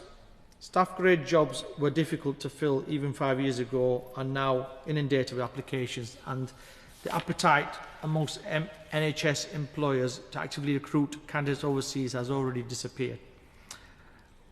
All of this sits against the background of a highly restrictive government cap on the number of medical and dental students that our UK universities are permitted to train, caps that international partners are not subject to.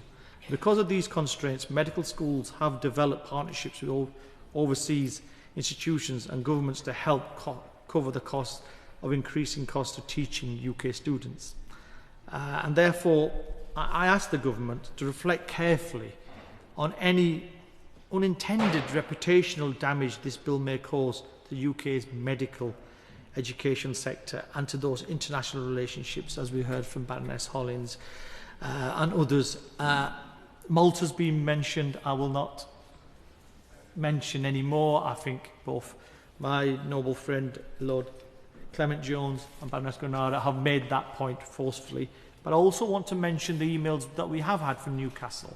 But also there are other universities out there that have got partnership arrangements with Malaysia in particular. And I just want to talk about Nottingham and Southampton.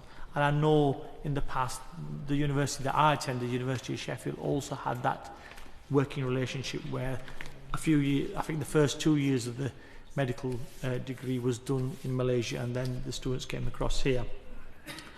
And I just want to kind of also point out to my lords that I'm also concerned about the wider workforce consequences, and shortages not confined to one area of medicine. Radiology, I think, has been mentioned, but mental health services and other specialities are already under intense strain, with evidence that professional bodies linking workforce gaps directly to potential patient safety concerns, particularly in the cancer care area. Any reforms of training prioritisation must therefore be accompanied by a clear and ongoing assessment of its impact across specialities. And at the same time, the government is hastily implementing the Leng review without adequate consultation, risks placing additional long-term pressures on resident doctors during their postgraduate training through unanticipated reductions in the number of medical associate professionals supporting doctors in their clinical workload. Finally, my lords, I wish to raise a fundamental question about the government's chosen mechanism for prioritisation. The bill places significant weighting on immigration status, as we've heard earlier from other noble lords, particularly indefinite leave to remain. And I struggle to understand this, my lords, why this is the most appropriate, effective measure. The NHS, as we've heard earlier, already has a robust system in place through the Oriel's recruitment platform, which records where doctors have trained, how long they have worked in the NHS, and the progression through the system. That data speaks directly to commitment, experience and contributions to our health service. Prioritising doctors on the basis of time worked in NHS and clinical excellence and demonstrable services to patients would seem far more closely aligned to the Bill's stated purpose than relying upon immigration status, as we heard, with the recent changes potentially coming through as well, which is shaped by factors beyond that individual's control. So therefore, I urge the government to explain why it has chosen this route and whether it has fully considered the unintended consequences of recruitment, retention and morale within the medical workforce. And my lords, this bill seeks to address real challenges and its objectives are worthy. Can I just say, I just want to pick up on the point actually that Baroness Coffey raised around the grouping of students from across, applicants from across the world as just in one group. I think it's only right and proper that if we're scrutinising this bill that we see data that I'm sure the NHS holds about the origins of some of those students. But to succeed, it must be fair. This bill has to be fair and transparent and firmly rooted in the realities of the NHS workforce. Above all, it must sit alongside a serious commitment to expand training and capacity. And I hope, my lords, that the government will reflect carefully to the issues that we have raised in your lordship's chamber tonight as this bill progresses through the House. My lords, please let me thank all noble lords who've made such valuable contributions to this debate. I greatly enjoyed hearing the maiden speech of the noble Lord Rowe of West Wickham. He mentioned ham, egg and chips, and I can assure him that he will enjoy himself very much in your lordship's house. But it's the staff in your lordship's house who are amazing. I know they're going to look after him as well. They do an incredible job and they are part of the package and they will do everything they can to make his experience an enjoyable one. He mentioned that he'd served over half his life in the fire brigade, which is an incredible achievement, as well as his army service. And I think when he referenced boxing, it was incredibly appropriate because fitness, discipline and mutual respect will greatly assist him in making a real difference in your lordship's house, and we are really looking forward to hearing his future contributions. I must say the same for the noble Lord Duval. It was most interesting to hear his background. The noble lord is obviously an expert in local and regional politics. He was made in Woolwich. He then went on to lead Woolwich Council. And I think the noble Baroness Lady Thornton was entirely correct when she said back in the 1980s that Len was going places. I think it's a huge testament to the NHS that Lord Duval has had a double bypass and he's standing before us fighting fit. I think he is going to enjoy constructively challenging His Majesty's government, and I'm sure His Majesty's loyal opposition, and we are very much looking forward to hearing his contributions as well. Now, moving to the bill, my lords. As many noble lords have put it so well, there is a great deal to think about, and there are a number of areas where His Majesty's loyal opposition and other noble lords wish to press the government further. The bill is intended to address a situation that is universally recognised as both serious and unsustainable. And precisely because there is such broad agreement on the problem, it is all the more important that your Lordship's House scrutinises the proposals with a laser focus to ensure that the final proposals would be hallmarked as best market practice. The interventions thus far have already highlighted the value of that scrutiny, with noble lords identifying a number of areas that would benefit from further consideration. The noble Baroness Lady Finlay, who is of course widely respected on this area of legislation, the noble Baroness Lady Gerarda and the noble Lord Mohammed of Tinsley all spoke about unintended consequences. And in attempting to solve the problem, there may always be unintended consequences. And our desire is to stress test the potential outcomes to resolve that the end result is indeed beneficial for those that need the help and does not formulate a situation where more harm is done than good. The noble Baroness Lady Coffey referenced the fact that this is a pressing issue and time-sensitive, but that is no excuse for poorly drafted legislation which may have serious ramifications on both questions of fairness and indeed on trusted relationships with our international allies. His Majesty's loyal opposition does support the core principle and intended purpose of the bill, but it is clear there are areas which would benefit from constructive challenge and a moulded consensus as we progress. We have had the opportunity today to discuss some of the practical effects the bill, as drafted, will create. And there are certain groups who, for a variety of reasons, fall outside of the mainstream. The noble Lord Clement Jones, and these are his words, not mine, said the situation in Malta was a manifest absurdity. Baroness Finlay quite rightly recognised that routes for overseas doctors to train here have multiple ancillary benefits, and the noble Lord Patel likened this situation as being thrown to the wolves. So those studying on accredited programmes as part of agreements with third countries and British citizens who have done the majority of their training abroad for legitimate reasons, such as military service, are two examples where we need further scrutiny. In light of the potential unintended consequences of the bill as it is currently drafted, where Parliament has had a limited opportunity for detailed analysis, both in your Lordship's House and particularly in the other place, it is vitally important that the bill itself contains robust mechanisms for review and accountability, clear duties to review and report on the operational and lived experiences impact of this legislation will provide a pivotal safeguard, ensuring that Parliament retains a meaningful and proactive role in holding the government to account as this framework is implemented. This would seem an entirely proportionate and sensible approach, allowing the bill to work effectively whilst at the same time minimising potential unforced errors.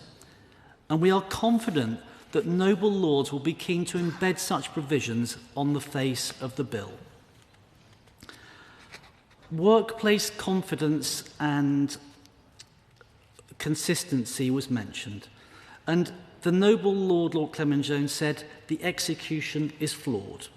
The noble Baroness Lady Hollins said there is a great risk of undermining confidence. So we must address the question of confidence among those individuals for whom this legislation contains far-reaching consequences and directly affects. My lords, doctors make long-term, often irreversible decisions about their training, specialisation and careers. Those decisions are shaped not only by pay or conditions, but by their confidence that the system is fair, predictable and stable. They need to know what the rules of engagement are, and that their career path will be within reason, clear, coherent and consistently applied. No one likes uncertainty, and whether that is government, business or relationships, everyone needs stability. And doctors are no different. Knowing that the goalposts will not shift unexpectedly partway through training is a must-have. Where legislation is rushed or where its effects are uncertain, that very confidence can be undermined. Even reforms that are well-intentioned can have negative knock-on consequences if doctors feel that eligibility criteria are opaque. Established pathways may suddenly be reclassified, or that decisions affecting their future are being taken without sufficient forethought or scrutiny. And that matters because confidence and morale are central to retention in every aspect of life. If talented doctors harbour doubts that the system they are held to may not treat them fairly, or whether their own significant investment, as has been mentioned by many noble lords, in training will be recognised, they may choose to take their skill set elsewhere, not because they lack commitment to our National Health Service, but because they lack the confidence in the framework governing their progression. A lack of confidence in any system will lead to pitfalls. And this is precisely why the detail of the bill before us matters so much. Getting it right is not simply a technical or procedural exercise. It goes right to the heart of whether doctors feel valued, supported, and willing to commit their careers to the National Health Service. An open and transparent workflow of prioritisation will only strengthen confidence. A rushed or overly rigid one risks doing the opposite. My lords, many former members of the other place would suggest that helping in some small way to health and social care is critically important because it provides a unique opportunity to try and do the right thing through debate and constructive challenge, which should result in positive outcomes for everyone living in the United Kingdom. Our National Health Service, whilst not being perfect, which indeed nothing is, remains based on the founding principle of providing universal, free at the point of use care, and our doctors, my lords, are at the heart of that premise. This bill aims to make provision about the prioritisation of graduates from medical schools in the United Kingdom, and His Majesty's loyal opposition is looking forward to working constructively with the government and all noble lords in facilitating that desired outcome. My lords, I'm most grateful to all noble lords who've contributed to this debate for the support that's been given, including just now by the noble Lord Earl of Effingham, to work with us, because I think there is general recognition we have a problem that needs to be dealt with.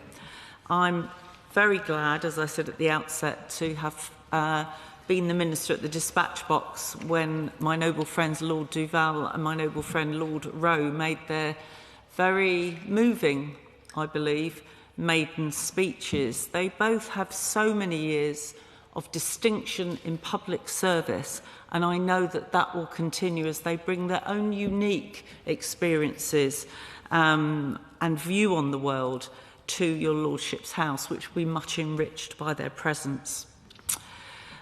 My lords, there is a strong and consistent theme, I believe, that's come through today's debate: a shared concern for the well-being of NHS staff, a recognition about the importance of workforce planning and the need for a sustainable health service.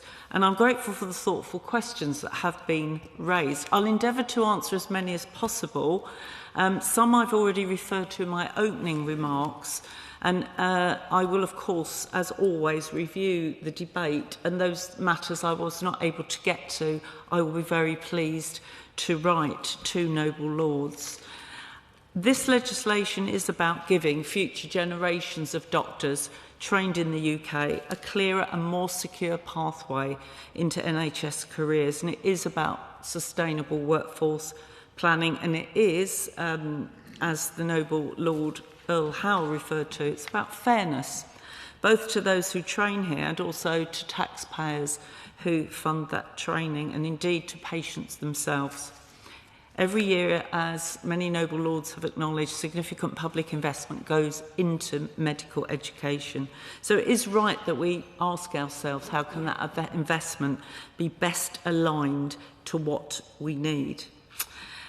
I have listened closely to the concerns that have been raised today, particularly about the impact that the bill will have on those who will not be prioritised. To reiterate, the way I would look at this again is that the bill is about prioritisation. It is not about exclusion. And I want to assure your Lordship's House that all eligible applicants will still be able to apply, and they will be offered places if there are vacancies that remain after prioritised applicants have received theirs. And we absolutely do expect that to be the case. That is our experience. To be more specific, there are likely to be opportunities in specialties such as general practice, core psychiatry and internal medicine, which historically attract fewer applicants from the groups we're prioritising for 2026. We still need those people. And the noble Lady Baroness Hollins asked about possible unintended consequences for the UK's international reputation. I believe our proud history of welcoming colleagues from across the world will continue. And as I have just said, international colleagues can, of course, continue to apply after prioritisation has taken place and there are vacancies. With regard to new specialty training posts, we have committed to creating 1,000 new of these posts over the next 3 years, focusing on specialties where there is greatest need. This is on top of creating 250 additional GP training places each year. The Noble Lord Earl Howe raised questions about availability of training places. Expansion will be matched with training capacity. We haven't yet confirmed which specialties will receive the new posts, but we will ensure that expansion is targeted where patient demand and workforce pressures are the most acute. And the Noble Lord Stevens, I'm glad he made reference to the cancer plan. It was a bright spot in today's news. I'm sure all noble lords will understand. And hasn't had the airtime it ought to, so I'm most grateful to him.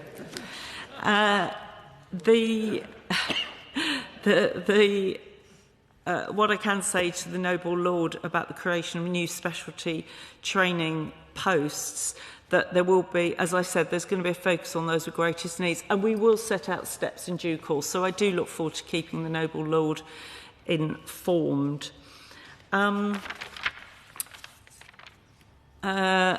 I have, and just to finish off on that area, non-prioritised graduates will also continue to have routes into NHS careers through locally employed doctor roles, gaining experience that can support future progression and prioritisation. So let me turn to some of the specific points that were raised by noble lords. The noble Lord Lord Patel asked about British citizens who have graduated from medical schools outside of the UK who will not be in the priority group. And I do understand why these concerns are being raised, but it would take us back to the core of the bill.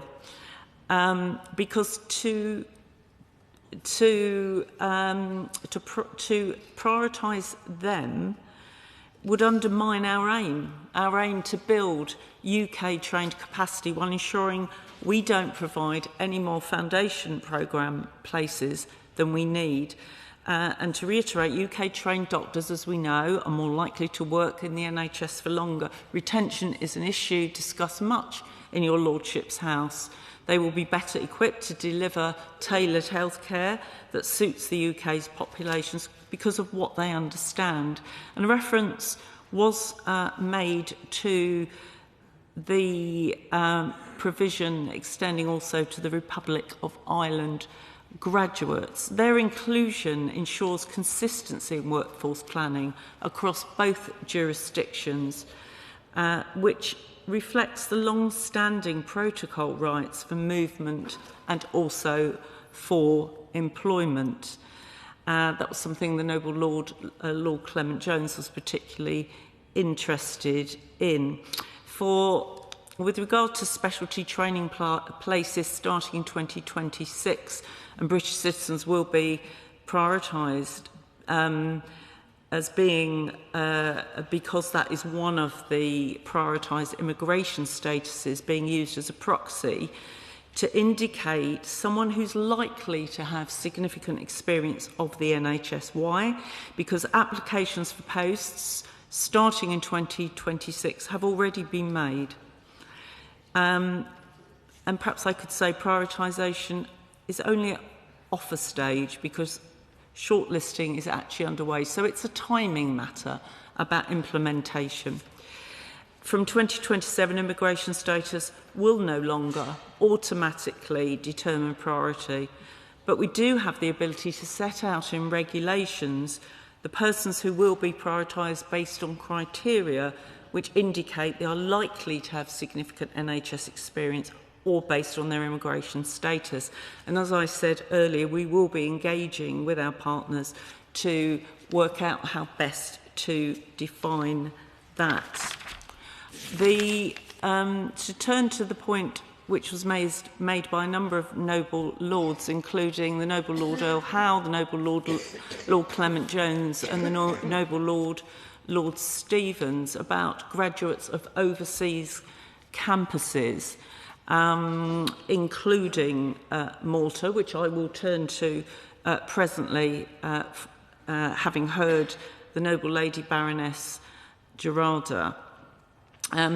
The UK Foundation Programme applications 2026 do show that there are almost 300 applicants from these overseas campuses, of which 152 are UK nationals.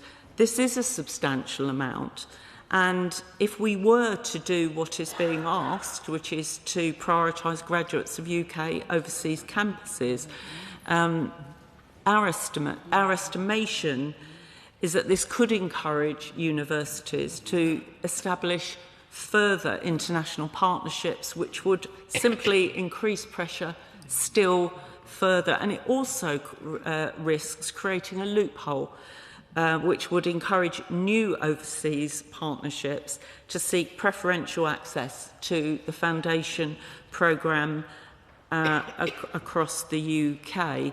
The noble Lord Clement Jones particularly picked out Liechtenstein, but as the noble Lady Baroness Coffey referred to, we're talking about the EFTA countries, which include Liechtenstein, and they're prioritised simply because of existing international agreements that we are obliged to honour.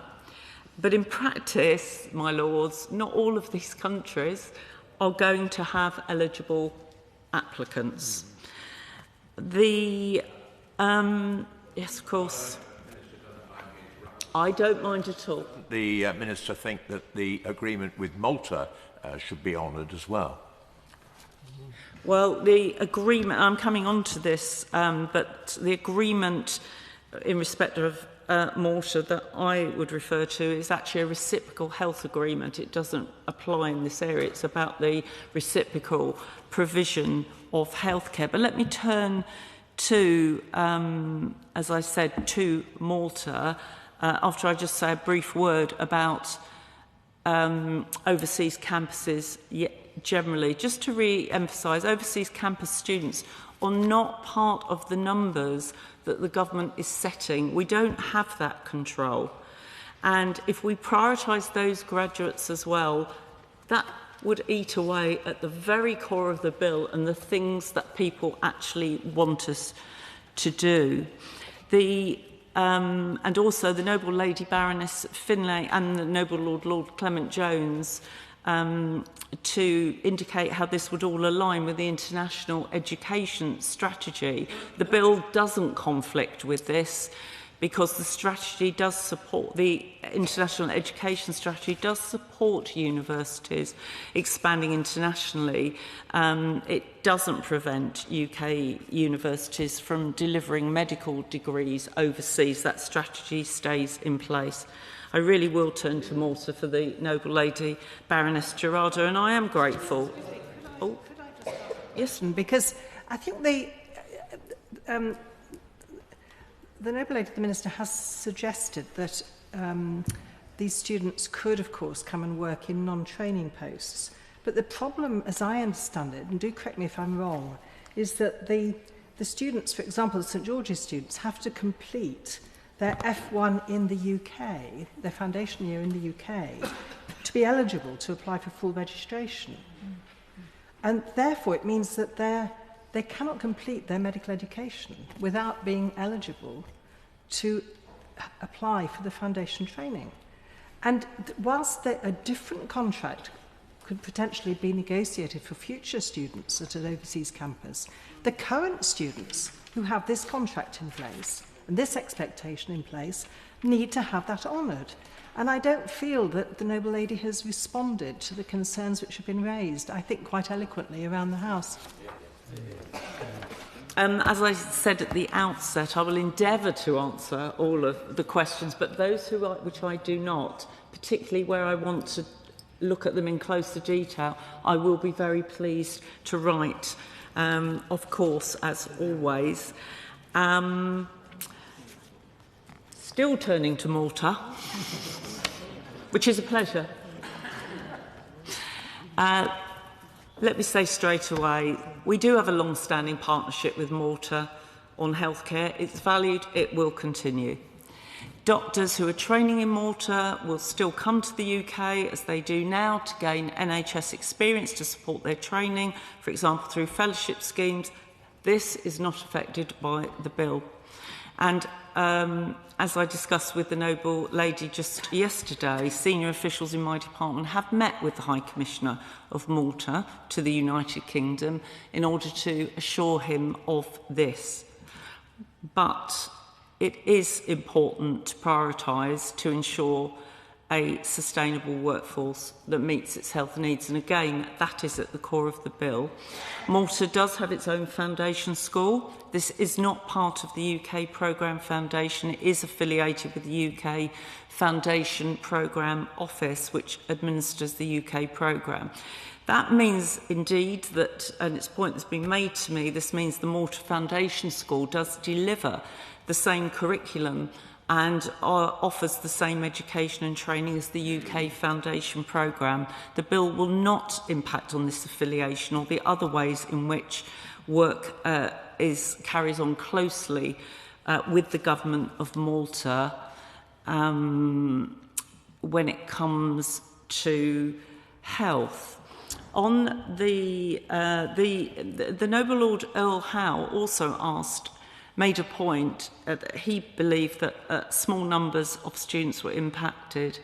I've made reference, I think, to the 300 applicants from I have done actually, the numbers from overseas campuses, and I hope it's understood that is why there is a significance there. If there are other matters that I haven't addressed to the satisfaction of Baroness Gerarda, I will be very pleased, and I will review it because I suspect there were some points. I will be very pleased to write to her to give her comfort in this regard. There was, if I can move on now to the impact on doctors who are partway through the application process, a point spoken to by the Noble Lord Patel, the Noble Lord Mohammed, the Noble Lord Clement Jones and other Noble Lords. As I stated earlier, delaying implementation of the bill until next year, which would be required if we were to respond as requested, would mean another full year where we are just not tackling the issue of bottlenecks in medical training, where I felt the feeling in the House is we did need to do that. I do understand the discomfort of Noble Lords around this. I think that it's important that I do recognise that, but it's also important to recognise that sometimes when introducing legislation, it isn't going to work perfectly for everybody. This is about prioritisation, and again, not about exclusion. And to that point, the Noble Lord Stevens, the Noble Lady Baroness Coffey, the Noble Lord Effingham asked about emergency legislation and why now. well, as the Health Secretary did set out in the other place, he has listened to residents, doctors, and the concerns of a system that doesn't work for them. And he did agree to bring forward that emergency legislation as quickly as possible, rather than wait, and this is the key thing probably on a number of these points, rather than waiting another year to do so. I will also pick up the point the Noble Lord Earl Howe and the Noble Lady Baroness Coffey raised about when the bill would commence. Why is it not commencing at royal assent? It's a very fair question, in my view. But to make the point that we are introducing reforms to a large-scale recruitment process. I know that Noble Lords will understand what a major undertaking this is. We don't want to create errors. We don't want to create more uncertainty. So to make sure it's effective in commencement, we have to have clear processes for delivery across the health system. And again, I'm sure all Noble Lords appreciate these elements cannot be switched on overnight. So, as the Secretary of State said in the other place, he believes there is a material consideration about whether it is even possible to proceed if strikes are ongoing. He is concerned, and I share this, about, I'm sure again all Noble Lords do, about the disruption that strikes cause and the pressure they put on the resources that would make it so much harder to operationally deliver the measures in the bill. Could I just press the point that I mentioned earlier about the uncertainty? So in the sense that if there's not a commencement date, then it really does create a lot of uncertainty for the current batch of students who are really worried about, one, will they gain a place, and more importantly, where? So I really want to impress upon the Minister this issue that, it's been raised by our Russell Group medical school kind of admissions head to me personally. I completely understand about uncertainty. Uncertainty exists in the current system, I would just say, and uncertainty may transfer for different reasons. We're keen to get on with this. I'm just indicating some of the circumstances, strike action, which would cause a difficulty for us for doing so. I hope we can proceed. I think the Noble Lord will understand exactly what I am saying there. With regard to releasing more granular detail, which the Noble Lady Baroness Coffey asked about, NHS England already do publish a wider range of recruitment data that I would wish to draw to the attention of Noble Lords. That does include a country of qualification and nationality group amongst other data, and they will publish further granular data when possible, and also monitor implementation of the bill should it pass. And I think perhaps that for me is the most important point. But if there's other information the Noble Lady is referring to, she's very welcome, of course, to raise that with me. And to my noble friend Lord Stevenson, of course, I'm very happy to meet with him, but to say in general terms that the 10-year health plan does commit to working with professional regulators and educational institutions over the next 3 years to overhaul education and training curricula. To answer the Noble Lady Baroness Coffey's question on prioritisation, if I can put it in my language, you're either prioritised or you're not. There aren't tiers of priorities within priorities. It is as it is written on the bill. And to the Noble Lord Mohammed, who asked about the impact of prioritisation on harder to fill specialties, this approach will not negatively impact recruitment. In fact, but what it does do, as I have said, ensures that priority groups are considered first, whilst keeping the door open when we need people. I actually think it's going to help get people into the areas that we need them, because it will direct people to where we don't have sufficient applicants. So My Lords, at its heart, the bill is about UK-trained medical graduates on whom the NHS heavily relies. We're grateful for their skill, their commitment, their professionalism, and it's our responsibility to ensure they are trained, supported and treated well at work. So this is a more sustainable and more considered approach to the allocation of medical training places. I heard a number of noble lords say this is a problem that's been around for years. We are grasping the proverbial nettle, and this bill, I believe, is a measured step between the goal of clarity, fairness and opportunity. It won't on its own resolve everything. I am fully aware of that.